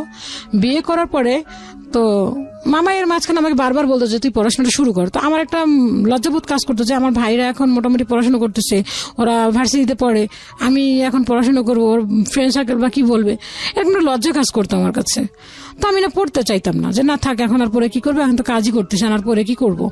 তো 2012 সালে আমার মামি হচ্ছে সে ঢাকা ইউনিভার্সিটি থেকে পড়াশোনা করছে। সে বললো কি, তো বললো যে তুমি এই কথা কেন বলতেছো, তোমার লজ্জা পাচ্ছে? আমার এক নানু আছে, তার ছেলে মাস্টার ডিগ্রি কমপ্লিট করে ফেলছে, দেন সে ওপেন থেকে সে পড়াশোনা করতেছে, তার কি এখন দরকার পড়াশোনা করাটা? তখন ভাবলাম যে সেটাও তো হতে পারে যে সে বুড়ো বয়সে যদি পড়াশোনা করতে পারে, তাহলে আমি কেন করতে পারবো না? দেন ওই 2013 সালে তখন আমি চিন্তা করলাম যে না, আমি পড়াশোনা আবার শুরু করবো।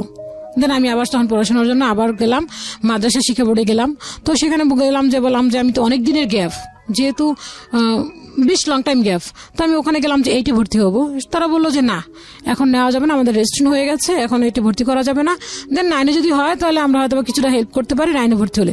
তাই আমি ভাবলাম যে 9 ভর্তি হয়ে যে আমি এতদিনের গ্যাপটা কিভাবে পূরণ করবো, আমার পক্ষে তো পসিবল না গ্যাপটা পূরণ করার। তো ওরা আমাকে নিল না। পরে একজনে বললো যে একটা কাজ করো, ওপেনে যাও। তো আমি ওপেনে গেলাম। ওপেনে যাওয়ার পর ওখানেও সে ভয়টা পাচ্ছি যে আমি এখন এতদিনের গ্যাপটা কিভাবে পূরণ করব। এটা তো পূরণ করার মতো না, আমি তো অনেক দিন যাবত ছেড়ে দিয়েছি পড়াশোনাটা। তো ওখানে আমি 9 ভর্তি হলাম। হওয়ার পরে কি করব, পড়াশোনার জন্য তখন আমি চেষ্টা করতেছি আর কি চালানোর জন্য, তো কিছুই বুঝতেছি না। তখন আমি পড়াশোনার আর কি কাজও করতেছি। তখন একটা টিচার ডাকলাম। টিচার মানে আমার থেকে বয়সে অনেক ছোট, আমার ছোট ভাইয়েরও ছোট। ওকে আমি রাখলাম। রাখার পর ওকে আমি খোলাখুলি বললাম যে দেখেন ভাইয়া, ছোট আমার, বাট ও তোমার একজন টিচার। তো ওকে আমি বললাম, দেখেন ভাইয়া, আপনি ধরে নেন আপনি ক্লাস একটা 1 বাচ্চাকে পড়াচ্ছেন, দেন আমি কিছুই পারি না। আমার ইংলিশটা শিখাবেন হচ্ছেন ABCD থেকে, আর অঙ্ক শিখাবেন হচ্ছেন 1-2 থেকে, দেন আমি কিছুই পারি না, আপনি আমাকে এভাবে করে শিখাবেন। ও না জিনিসটা প্রথমত খুব নিল যে আপনি এই বয়সে এসে আবার পড়াশোনা শুরু করছেন, খুব খুব আনন্দ সহকারে নিল। তো আমাকে সেটাই করলো, সেভাবে করে আমাকে বললো যে ঠিক আছে আপু, আপনাকে আমি সেভাবে করে শিখাবো। দেন আমাকে ঠিক সেভাবে করে শিখালো। ও গিয়ে ওর মাকেও বললো, মা তুমি তো পড়াশোনা করতে পারো, দেখো আপু এই বয়সে এসে পড়াশোনা করছে। ও আমাকে আবার এসে গল্পগুলি বললো। তো দেন আমি এরকম করে করলাম। দেন ম্যাট্রিক পাস করলাম আর কি, মোটামুটি ভালো আর কি, 3 পয়েন্ট পাইলাম। পড়ার পরে পাস করলাম। করার পরে তো এখন হচ্ছে আমি যেহেতু আমি বিয়ে করতেছি না, বিয়ের জন্য প্রপোজাল আসলো, একই প্রবলেম। তো আমি বললাম যে না আম্মা, দরকার নেই। তো এখন মানুষে বলে কি, জোর কেন বিয়ে হচ্ছে না, নিশ্চয়ই কেউ ক্ষতি করে রাখছে। যেমন আমাদের একটা কালচার আছে, বলে যে এতদিন লং টাইম যদি বিয়ে না হয় তাহলে বলে যে মানুষের বান মেরে রাখছে এই সেই। তা আম্মু বিভিন্ন ধরনের ট্রিটমেন্ট চালাতে শুরু করলো। বলে যে অমুক করতে পারবে। তা আমি বললাম, আম্মা এগুলি বিশ্বাস করি না, এগুলি যে আদৌ সত্য কিনা তুমি কিন্তু জানো না, বাট এগুলি শুধুমাত্র মানুষের টাকা খাওয়ার ফোন দিই। তো আম্মু আমার গোচরেও শুরু করলো যে আমাকে না জেনেও শুরু করলো, দেন আমাকে নিয়ে গিয়েও শুরু করলো। তো এক পর্যায়ে আমি চিন্তা করলাম যে আসলে সত্য কথা, এখন হয়তো আমার শক্তি আছে, আমি কাজ করে খাচ্ছি। দেন ভাইরা যখন বিয়ে করবে দেন তখন আমার কি হবে, মাঝে মধ্যে এটা চিন্তা করি। আবার মাঝে মধ্যে চিন্তা করি যে বিয়ে করে যে আমি ভালো থাকবো তারও তো গ্যারান্টি নেই, কারণ বড় আপুকে এত সুন্দর করে নিল, সেই বড় আপুকে এরকম ভাবেই করলো, দেন তাকে আবার ডিভোর্স দিয়ে দিল। দেন আমার বড় আপু ডিভোর্স, সে আমার দুলাভাইয়ের কাছ থেকে সেটেল আসছে। দেন আমার আম্মুর সাথে আমার আব্বুর 32টা বছরের সংসার, সেখানেও সে চলে আসলো। তাহলে আমি বিয়ে করে কি করব? তাহলে আমি একাই এসে ভালো আছি, দেন বুড়ো হয়ে যাবো। তখন আমার বললাম, আম্মা বুড়ো হয়ে যাবো, সমস্যা নাই, তোমার ছেলেরা বিয়ে করে ফেলবে, তুমি আমার কাছে চলে আসবা। না, আমি আমার মেয়েদেরটা খাই না, মেয়েদেরটা যা খাইছি তাই যথেষ্ট, আর কোনো মেয়েটা খাওয়ার ইচ্ছা নাই, তোমারটা খাইছি, তুমি যে এখন আমাদের দিচ্ছ এটাই অনেক কিছু। আম্মা হচ্ছে তার মেয়েদেরটা খাওয়া যাবে না, ছেলেদেরটা খাওয়া যাবে। আম্মাও ছেলেদের প্রতি সংগ্রাম এবং সামাজিকতা, পারিবারিক ইতিহাস সবকিছুই আজকের গল্পে আছে। আমি শেষে গিয়ে কথা বলবো, কিন্তু এই পয়েন্টটা নোট করবেন প্লিজ। হ্যাঁ বলুন। তো এই কথা বলার পরে তো আপুর হচ্ছে সংসার ভাগ বলতেছে যে বাচ্চা, একটা মানুষের কি বাচ্চা হলে যে সংসার টিকবে এমন কথা না। আমরা তো 4টা ভাই বোন, যে আমার আম্মুর সাথে আব্বু ডিভোর্স হয়েছে তা না, কিন্তু আব্বু তো আম্মুকে ছেড়ে চলে গেছে। আম্মু বলছে এরকম একটা পর্যায়ে যে তার হাতে হাত রেখে বলছে যে কোনোদিন তোমাকে ছেড়ে যাবো না, যদি আমি যাই কখনো তাহলে আমাকে রাসূল শাফায়াত করবে না। তো আমার আব্বুর হাতে একটা আঙুল কেটে গেছে, আম্মু বারবার বলে যে যেহেতু আমার সাথে ওয়াদা করছে সেই জন্য আঙুলটা কেটে গেছে। যাই হোক, তো এরকম করে বলতে বলতে পরে আম্মু এখনো বলে যে তুই বিয়ের জন্য রাজি হওয়া। তো আম্মুকে আমি এখন ঝাড়ে দিয়ে বসায় রাখি যে তুমি কি প্রপোজাল আনছো আমার জন্য, না আনো আগে দেন তারপর বলো। তো দেখা গেল যে ঘটক আসে, ঘটক এসে ঘটকে মনে করেন 5,000-6,000 টাকা নিয়ে চলে যায়, দেন তার সেকেন্ড বার কোনো কথা থাকে না। তো আম্মুকে বলে, আম্মু শুধু শুধু ঘটককে কেন টাকা দিচ্ছ? আমাদের তো অপশন হচ্ছে যে তোমার দেখো যদি কোনো প্রপোজাল আসে, বলে এক কথা বলে কি বরিশালের মেয়ে, বাবা বরিশালের মেয়েরা যেন কত খারাপ। হ্যাঁ, তো এই কথা বলাতে আমার কাছে খুব খারাপ লাগে যে বরিশালের মেয়ে। তো আমি পরে দেখা গেলাম যে আম্মু বারবার টেনশন করে, তো মামা আমার সাথে মামা সাপোর্ট আছে। মামা বললো যে না ঠিক আছে, তুমি যদি বিয়ে না করতে চাও সমস্যা না, কিন্তু বাবা বাংলাদেশের কালচারের সাথে তো কালচারটা যায় না যে বিয়ে না করে একটা মেয়ে কখনোই থাকতে পারে না। দেন আমি তো বাইরে আছি, এখানে থাকা পসিবল, তুমি বাংলাদেশে থাকতে পারবে না, একা থাকতে গেলে তোমাকে বিভিন্ন ধরনের বিভিন্ন রকম কথা বলবে। তো বাসায় থাকলাম, তো আমার এখানে এলাকায় একটা দোকান খালি হলো আমার বাসার পাশেই। তো ভাবলাম কি যে দোকানটা নেই, দোকানটা নিলে হয়তো বা আমার দোকানে থাকবো, কাজ করবো, দেন ওইটা নিয়ে আমি কিছু একটা করব। তো দোকানটা নিতে গেলাম, তো মা সাপোর্ট দিচ্ছে না, মানুষে খারাপ বলবে, বিয়ে হয় না, দেন এখন দোকান নিয়ে বসছে, কেউই আমাকে সাপোর্ট দিচ্ছে না। শুধু মামাই সাপোর্ট দিল যে বাবা তুমি এইটা বলো না, দোকান নিলে যে তুমি খারাপ তা তো না, তুমি দোকান নাও, আমি তোমার সাথে আছি। তো মামা বললো ঠিক আছে তুমি দোকান নাও। তো আমি দোকানটা নিলাম। তো এখন দেখলাম কি যে এক একজন এক রকম মন্তব্য করে যে দোকান বিয়ে হচ্ছে না তাই এখন দোকান নিয়ে আসছে। আমার এলাকাটা এরকম যে কিছু লোক হচ্ছে এখন তাদের সম্পত্তির ওখানে দামটা বেড়ে যাওয়ার কারণে তারা এখন হচ্ছে কি কিছু দোকানের সামনে আড্ডা বসে ওই গবেষণা নিয়ে থাকে যে হ্যাঁ ও বিয়ে করবে না, এখন কি করবে, বাপ মায়ের খাওয়াচ্ছে, ভাইদেরকে খাওয়াচ্ছে, এই সেই। কিন্তু আসলে হ্যাঁ আমি যদি আজকে না হতাম বা আমি আজকে না ছেলে হতাম তাহলে অবশ্যই আমার ফ্যামিলিটাকে আমাকে বড় দেখতে হতো। হ্যাঁ, অনেকে আবার চিন্তা করে যে ভাইয়ের তো ইনকাম আছে, ভাই তো দিতে পারতেছে না কেন, ভাই দেয় না কেন। হ্যাঁ, আমার ভাইয়ের দোকান আছে, আমার ভাই সে একটা দোকান কিনছে মালিবাগে। তো আমার ভাইয়েরটা দিয়ে ভাই নিজেই চলতেছে, সেও তার পড়াশোনা খরচ চালাচ্ছে, সে একটা ইঞ্জিনিয়ারিং কমপ্লিট করছে, দেন সে পড়াশোনা করে তার দোকানটা চালাইছে, দোকানটা এখন নিজের নামে কিনে নিছে। এখন মানুষ হয়তো বা চিন্তা করে যে ভাইয়ের এত টাকা আছে, কিন্তু আমার ভাইও আমাকে 1 টাকা দিবে না, আর দেন আমার মামার টাকা যে নিবো আমি, আর মামা যে সে তো ওখানে গেছে তার তো 2টা বাচ্চা আছে। সবাই চিন্তা করে গেছেন তার মামার টাকা আছে, দিলেই মনে হয় পাওয়া যাবে, দেন মামা যদি টাকা না দেয় তাহলে হয়তো আমাকে কেউ নিয়ে যেতে পারবে ওনারা। হ্যাঁ, যে ইউকেতে নিয়ে যেতে পারবে, কিন্তু ওখান থেকে নেওয়া তো এতটা পসিবল না। তো এরকম বলতে বলতে পরে একসময় মাকে বললাম যে মা আমি দোকানটা নেই। তো মা বললো যে আমি জানি না তুমি কি করবা, তোমার ইচ্ছা, তুমি যেটা ইচ্ছা তুমি সেটা করো। তো মামাকে বললাম, মামা শ্বশুরের দিক থেকেও বললো যে দোকানটা নেওয়া কি তোমার দরকার, তুমি তো ঘরেই ভালো আছো। আমি বলছি আমি বাসায় ভালো আছি ঠিক আছে আমি জানি, আমি একটা কাস্টমার বাড়লো, আমি একটু ভালোই করতে পারলাম। তো এই কথা বলার পরে বললো যে ঠিক আছে তুমি নাও। তো নিলাম, নেওয়ার পর ওই একই কথা যে এখন বিয়ে হচ্ছে না, কি করবে, তাই দোকান চালাচ্ছে, দোকানের জন্য করতেছে। মাও চারিদিক থেকে কথা শুনছে, মেয়ের ইনকাম খাচ্ছে। তো মা চারিদিক থেকেই আর কি করলো। তো দেখা গেল কি এখন এমন একটা পর্যায়ে চলে আসলো যে ওই যে কোনো এক সময় ছিল যে এরকম বিয়ে করবো না, ওরকম বিয়ে করবো না, একটু শিক্ষিত ছেলে যাচ্ছি, এরকম একটা পর্যায়ে চলে আসলো। তো এখন আমি হচ্ছে কি যে মা যখন বারবার যখন বলে তখন রাগ করে বলি যা বিয়ে করবো, তো মা দেখা যায় এমনও প্রপোজাল নিয়ে আসে যে সে ম্যারিড পার্সন, তো বলে যে হ্যাঁ রাজি হও। তো আমি চিন্তা ভাবনা করি যে হ্যাঁ রাজি হয়ে যাই, বিয়ে করছে থাকগা, সমস্যা কি, মা তো সুখী হবে, মা তো চিন্তামুক্ত হবে যে না বিয়ে করছে। তো যখন আসার পরে যখনই শুনে যে সে একটা ম্যারিড পার্সন, হ্যাঁ দেন এর মাঝখানে আমি পড়াশোনাটা আমার রানিংই হয়ে আছে, তো যখন শুনে যে ম্যারিড পার্সন বরিশালের মেয়ে, তখনই বলে কি বাবা বরিশালের মেয়ে, এটা যেন কত না যেন ডেঞ্জারাস হয়। তো এই কথা বলাতে মাকে বলে মা দেখো একটা সে বিবাহিত ছেলে, সেও এরকম ভাবে করতেছে যে বরিশালের মেয়ে, দেন তারও একটা চাওয়া পাওয়া থাকে যে না টাকা পয়সা দিতে পারবো কিনা এই সেই। তো দেখলাম মার মুখের দিকে তাকাইয়া, তখন দেখলাম যে ফেসবুকে সাধারণত যে ওই যে পাত্রপাত্রী চাই বিজ্ঞাপন যে হয় .com-এর, তো ওখানে আমি আমার ফ্যামিলির সাপোর্ট নিয়ে মামাকে বললাম যে মামা এরকম এরকম সবাই যেহেতু বলে আমাকে বিয়ে করার জন্য, তো ঘটক দিয়ে তো এরকম এরকম হচ্ছে না, তাহলে আমি একটা এরকম স্ট্যাটাস দেই যদি আপনারা অনুমতি দেন। দেন আমার ভাইও একটা স্ট্যাটাস দিল, ওখানে দেখলো কি যে ম্যাক্সিমাম হচ্ছে খারাপ, 99% হচ্ছে খারাপ, ফাউল। দেখা যাচ্ছে ফাজলামো করতে আসে, যে দেখা যায় কিছুদিন কথা বলবে, দেন তারপরে তার সাথে কথা বলবে, দেন তারা এরকম ভাবে প্রপোজাল দেয় যেগুলি বলার মতো না, এরকম ভাবে তারা কিছু প্রপোজাল দেয়। তো মামার সাথে দেখা যাচ্ছে আমার সাথে কেউ কথা বললে দেন আমি ফার্স্ট টাইম মামাকে দিই। তো মামা বললো কি তাহলে তো একটা কাজ করিস, তো আমার নাম দিস না, সবাই মনে করে যে বাবা আমার অনেক টাকা পয়সা আছে তোদেরকে দিতে পারবো, বা তোর যার সাথে বিয়ে হবে তাকে দিতে পারবো, দেন তোকে নিয়ে আস, তাকে আমি নিতে পারবো, তাহলে দিয়ে আমার অ্যাড্রেসটা আমার কথা বলিস না। তা আমি বললাম যে না মামা, যে ছেলে আমাকে এরকম ভাবে যে জানবে যে না আমি কিছুই দিতে পারবো না, আমি একবেলা ভাতও খাওয়াতে পারবো না, তাই সেই ছেলের কাছে আমি যাবো। আর যদি দেন না হয় বিয়ে, তাহলে দরকার নেই। তো আমি নামাজ পড়তে আমি 5 ওয়াক্ত নামাজ পড়ার চেষ্টা করি। তো নামাজে বসতে সবসময় একটা কথা বলি আল্লাহর কাছে যে আল্লাহ যদি মনে হয় যে আমার আপুর মতো আমার মায়ের মতো জীবন হবে, তাহলে আমি বিয়ে করতে চাই না, দেন আমি সারা জীবন একা থাকতে চাই। কারণ আপুকে দেখছি যে একটা মেয়ের ম্যারিড পার্সনের ম্যারিড হওয়ার পরে যেন বাবার বাড়িতে আসলে তার যে কতটুকু সাফার করতে হয়, সেটা একটা যে মেয়ে না হয়ে সে বুঝতে পারবে না। দেন আমার মায়ের বেলাও, আমার মাকে সবাই বলে খারাপ, কিন্তু আমার মাকে তো আমরা দেখে আসছি শিশুকাল থেকে, জন্মের পর থেকে দেখে আসছি যে আমার মা কতটুকু পরিমাণ আমার বাবার কাছ থেকে সাফার করছে, এবং মা কোনো কথাও বলতো না, তারপর আমার মা কত কিছু সহ্য করছে। তো সেরকম যদি আমার জীবনে তা দরকার না, আমি একাই থাকি, নামাজ পড়ে আল্লাহর কাছে একই কথা বলি।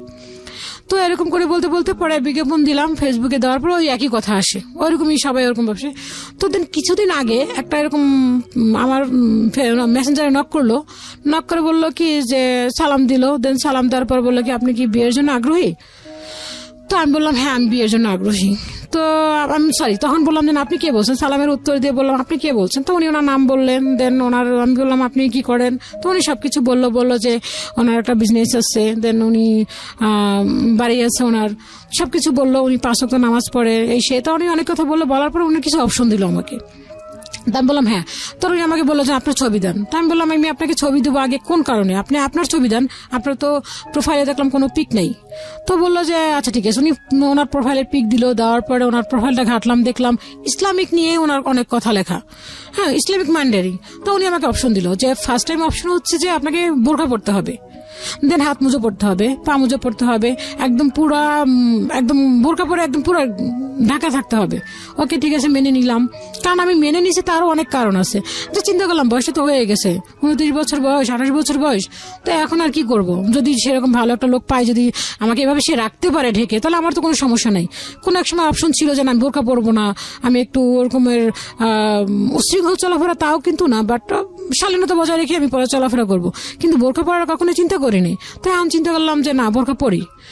তো উনি বললো যে বোরকা পড়তে হবে, দেন ওনাকে পড়াশোনা করা যাবে না, তো এই সে। তো ওনাকে আমি 2টা মিথ্যা কথা বললাম। একটা মিথ্যা কথা হচ্ছে যে উনি যখন আমাকে জিজ্ঞেস করলো পড়াশোনা কতটুকু, তখন আমি বললাম আমি বিবিএ পড়ছি, কিন্তু আমি তো বিবিএ পড়ছি না, আমি হচ্ছে এখন এই 1 তারিখে আমার হচ্ছে ফাইনাল, এই ইন্টার ফাইনাল। তো আমি এইটা বললাম। আর সেকেন্ড কথা হচ্ছে বললাম হচ্ছে বাবা আছে। তো এই কথা বলার পরে উনি আমাকে বললো কি যে ঠিক আছে। তো উনি আমার ছবি দেখলো, ছবি দেখে বললো যে পছন্দ করলো। তো ওনার সাথে আমার ফেসবুকে ভালোই চ্যাটিং হচ্ছে। তো বললো পড়াশোনা করা যাবে না, জব করা যাবে না, কিছুই করা যাবে না। তো আমি বললাম যে কেন, যদি পড়াশোনা করতে চাই সমস্যা কোথায়, আমি ভর্তি হয়ে থাকবো, পড়াশোনাটা চালিয়ে যাবো। তো বললো যে না পড়াশোনা করা যাবে না, এতদিন করেন না, এখন পড়াশোনা করে কি করবেন, জব করবেন? আমি বললাম না জব করবো না। তো উনি বললো বিজনেস করে, উনি হচ্ছে বিকম পাস, ওনার বাড়ি আছে। তো বললাম যে চেহারাটাও তো আমরি কোনো কিছু যে তাও না।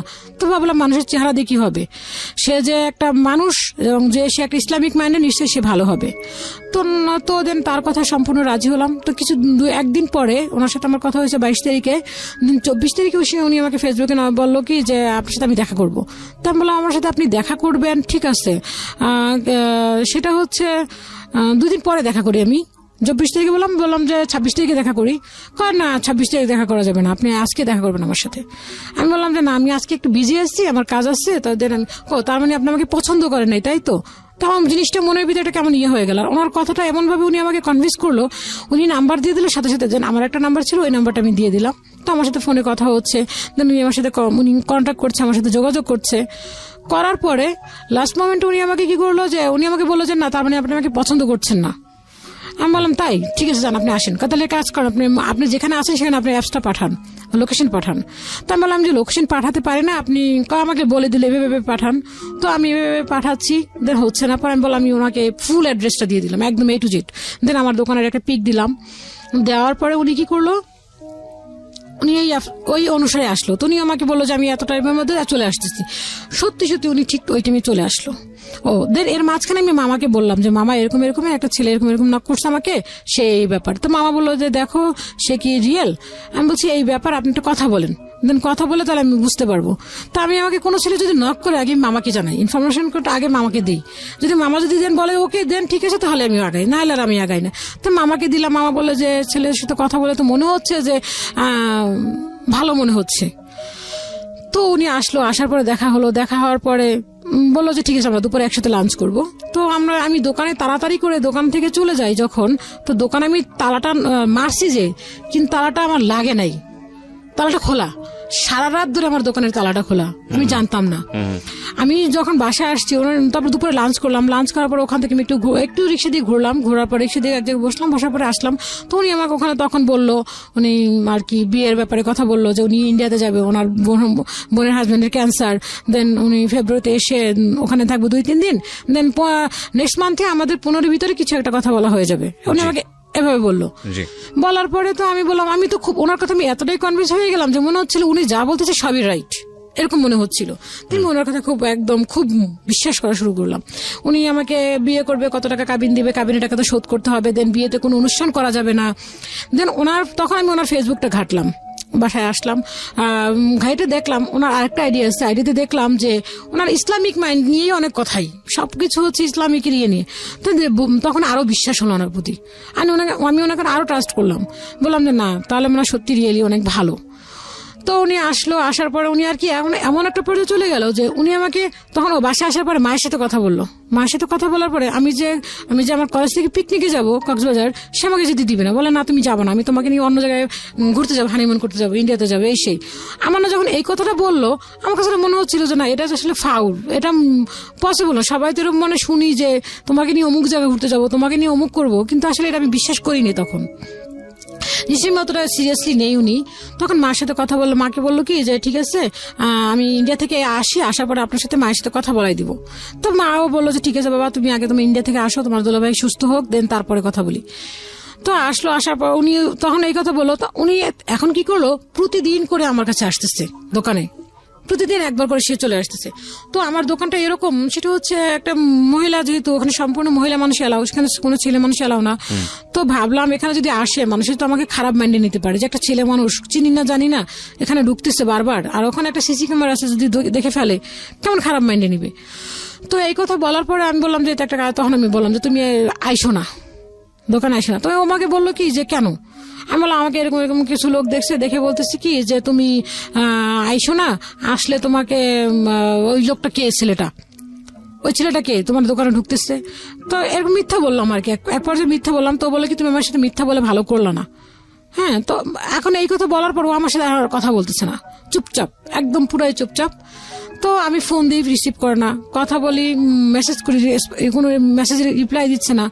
দেন ওর 2টা আইডি খুঁজে পেলাম ফেসবুকে, তো 2টা আইডিতে আমি নক দিলাম, কোনো আইডিতে আমাকে নক করতেছে না, ফেসবুকে কোনো নক করতেছে না, এবং ফোনও দিচ্ছে তাও না।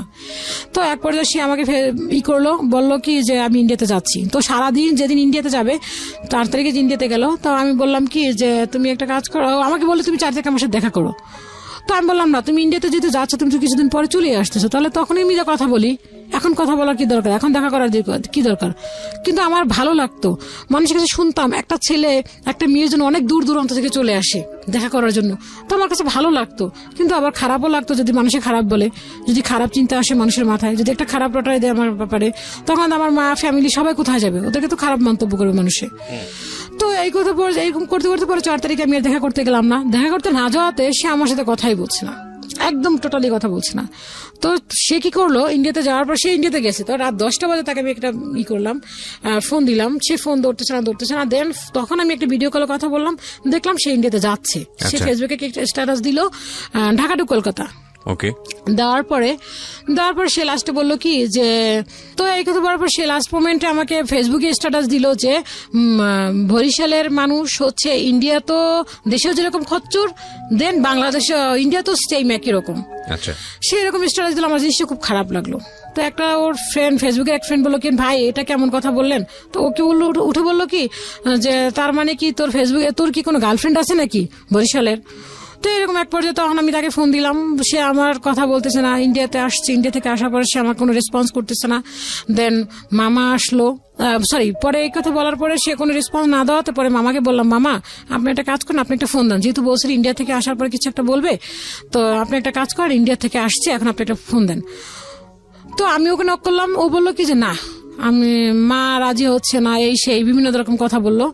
তো মামাকে দিয়ে কথা বলালাম, মামাকে বললো কি যে আমার ফ্যামিলি রাজি হচ্ছে না, মা রাজি হলো, বাবা রাজি হচ্ছে না। তখন মামা বুঝলো যে না, আসলেও সত্য, যে তার মানে এটা সত্যি ফাউল, কোনো ইয়ে না। আমি একটু যদি সাম আপ করি, মানে সম্পর্কটা আপনার আলটিমেটলি ওই সম্পর্কটা আর আগায়নি, তাই তো? না, আগাচ্ছে না, ওটা ক্লোজ। আচ্ছা, তো আপনার বর্তমান অবস্থা হচ্ছে যে আপনি এখন 29 বছর বয়সে আপনি জীবন যুদ্ধ করে যাচ্ছেন নিজের মতো করে। হ্যাঁ, নিজের মতো করে যুদ্ধ করে যাচ্ছি, এবং বাট সেখানে এখন আপনার করতে পরিবার নাই, আপনাকে সাপোর্ট করার মতো কেউ নাই, মা আছে, মা আপনার উপর নির্ভর, এবং আপনি নিজের সংসারটা চালান নিজের মতো করে করছি। স্বপ্ন আছে। বাসা ভাড়া, দোকান ভাড়া মিলে